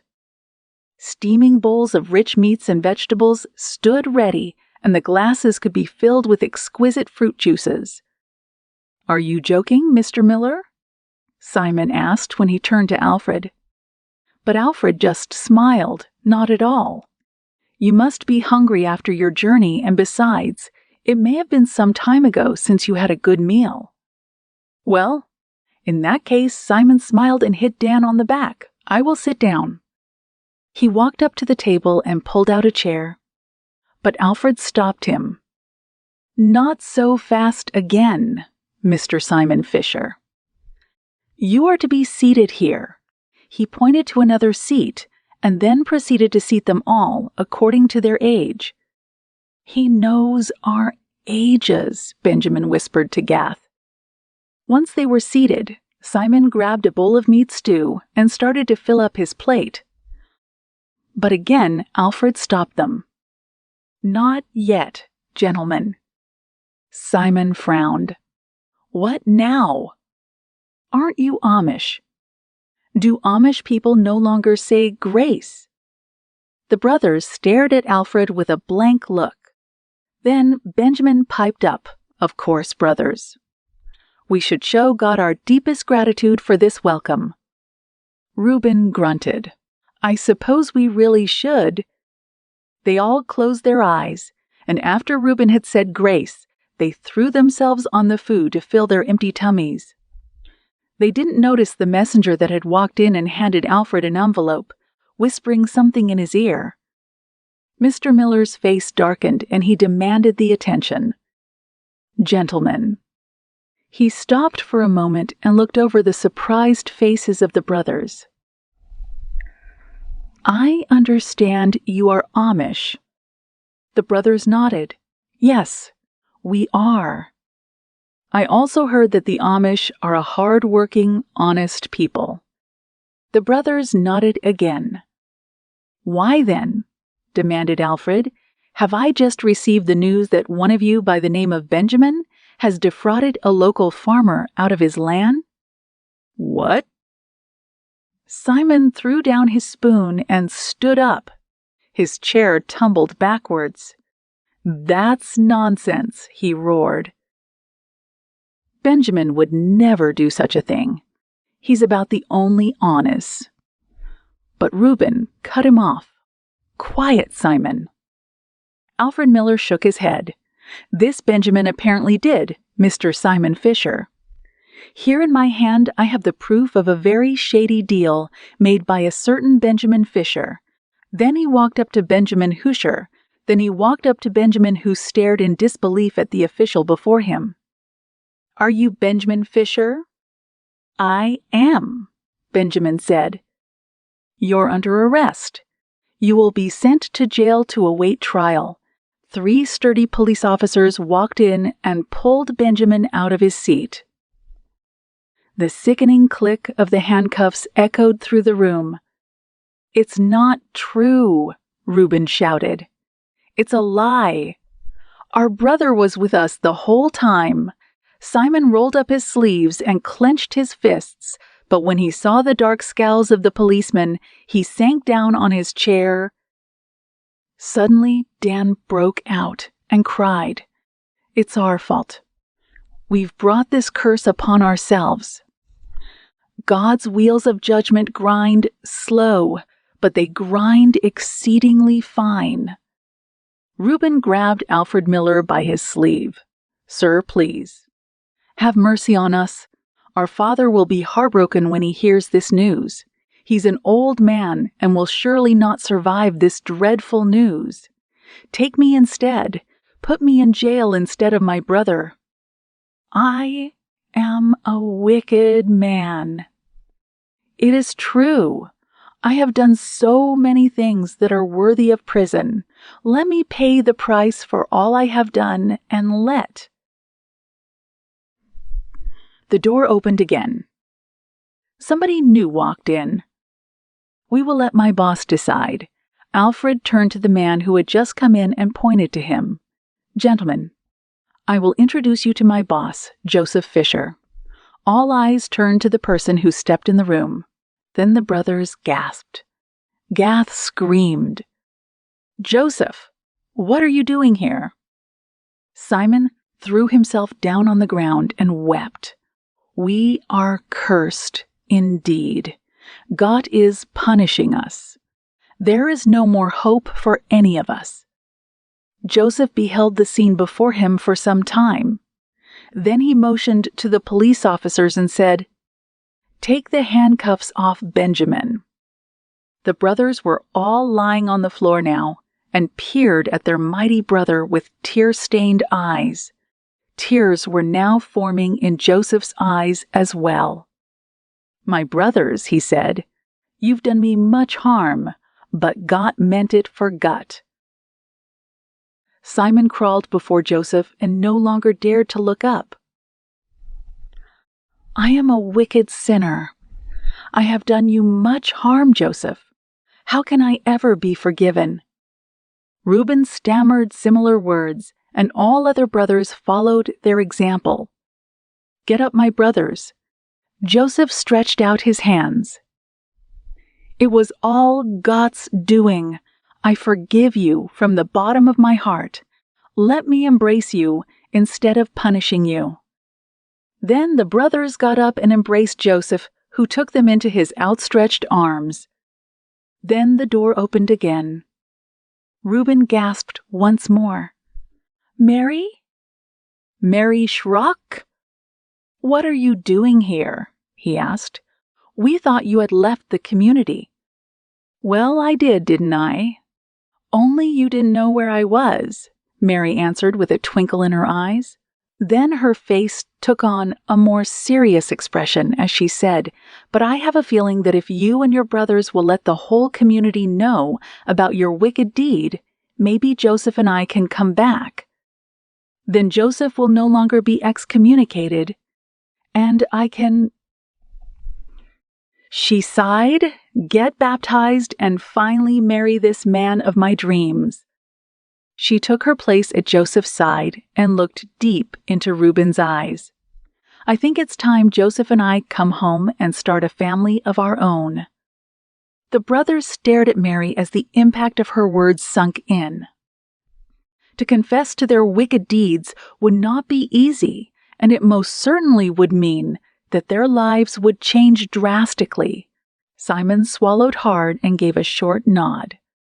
Then Reuben broke out into a smile and said, Mary, dear Mary, confessing to our crimes will not be easy, but it is the least we can do. We owe Joseph our lives. We will do whatever needs to be done to reinstate Joseph. I've always known there was a little angel hidden somewhere deep down in your heart. Reuben Fisher. Mary smiled back. It just needed to come out. Then she hugged Reuben and kissed him gently on his forehead. Chapter 20. Epilogue. To lead your children in the right way, you must go that way yourself. Amish proverb. Danette, there's a car coming. 7-year-old Zach pointed to a black car that was driving up the winding road that was leading up to the farm. Great clouds of dust followed the vehicle. Joseph squinted against the sun to get a better look. Who could that be? He did not know anybody who was driving such a car. Mary, we've got visitors. He called out to Mary through the open kitchen window, where she and their oldest daughter, Amber, were preparing dinner. The twins, Jacob and Susanna, had heard the car too and stopped their game of marbles to see who would be visiting the farm. After all, a visit from the Englishers was a rare occasion. Mr. Potter, whom the kids affectionately had nicknamed Paw Paw, and Alfred Miller would come once a year to celebrate Christmas, but those were the only visits from the English they ever had. Who's coming, Dad? Susanna asked. Joseph plucked at his beard. Don't know, kids. We'll see. The car came to a halt right in front of Joseph. When the door opened, an old man stepped out of the driver's seat. He looked vaguely familiar. He was a sturdy man with broad shoulders. His face was adorned with a small, well-groomed beard, and his wavy white hair was combed backward. But those eyes, Joseph remembered these eyes, but they had never been smiling. He looks like... Joseph shook his head. That couldn't be, because the man that this gentleman reminded him of had only been sour and harsh. That man had never smiled, unlike this man who was standing before him and seemed so peaceful and radiant. But still, the resemblance was striking. Then he knew with great clarity who this man was. Malcolm McQuire, Joseph blurted out. In person, Malcolm smiled. And meet my wife. He opened the car door, and a petite, slender woman with curly brown hair that was neatly tied into a bun stepped out. Bernice, meet Joseph Fisher, the man I have told you so much about. Joseph stepped forward and extended his hand. Welcome to our farm, Mrs. McQuire. She shook his hand and gave him a warm smile. I'm so glad to finally meet you, Mr. Fisher. I heard so much about you. Joseph raised his eyebrows, and then said with a twinkle in his eyes, "Well, I hope it was any gut." "It was, Mr. Fisher. It was." "Would you care for a cup of coffee and some rhubarb pie?" Joseph offered. "That would be lovely," Malcolm answered. Joseph opened the door and was followed by the two Englishers. "Are you a friend of Papa, 4-year-old?" Jacob asked while he placed his tiny hand on the knee of Malcolm McQuire.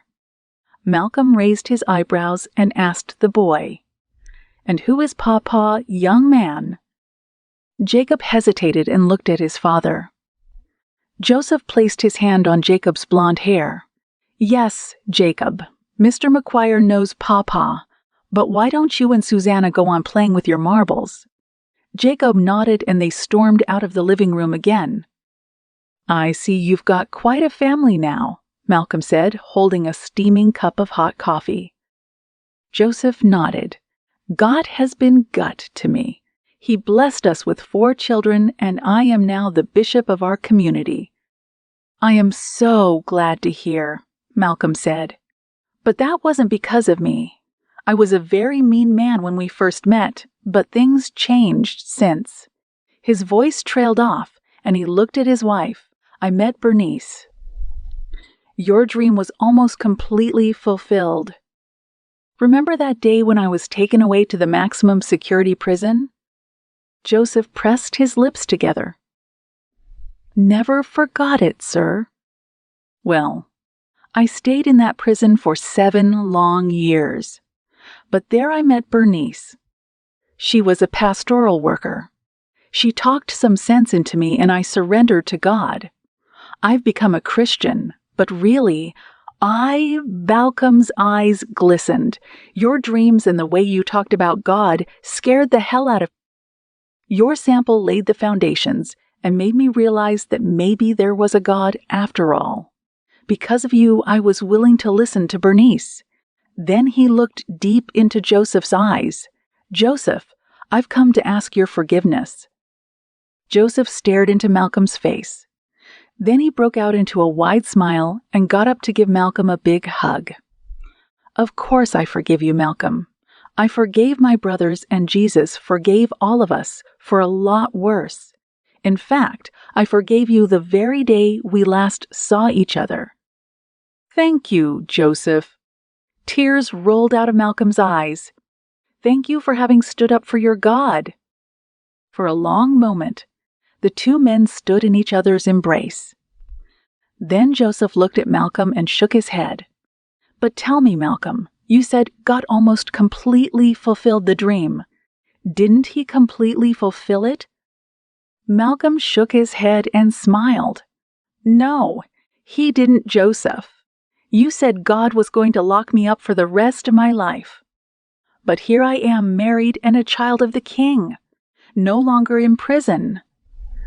So you almost got it right, but not quite." Joseph smiled. "The future is not set in stone, Malcolm. God can make us into robots. A lot depends on our choices, and you made the right choices.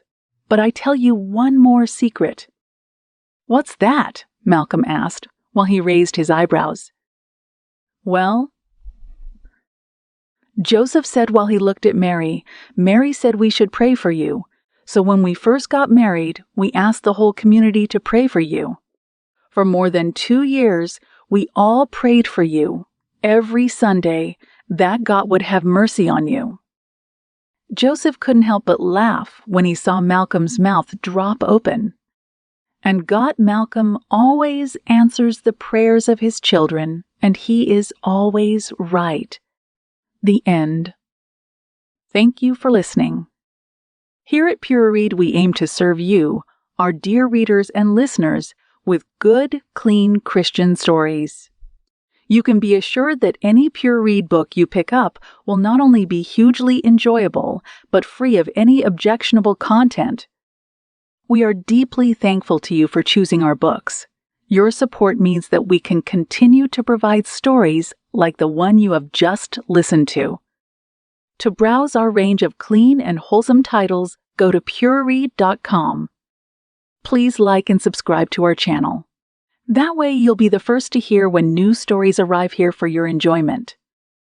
God bless you, and thank you again for listening.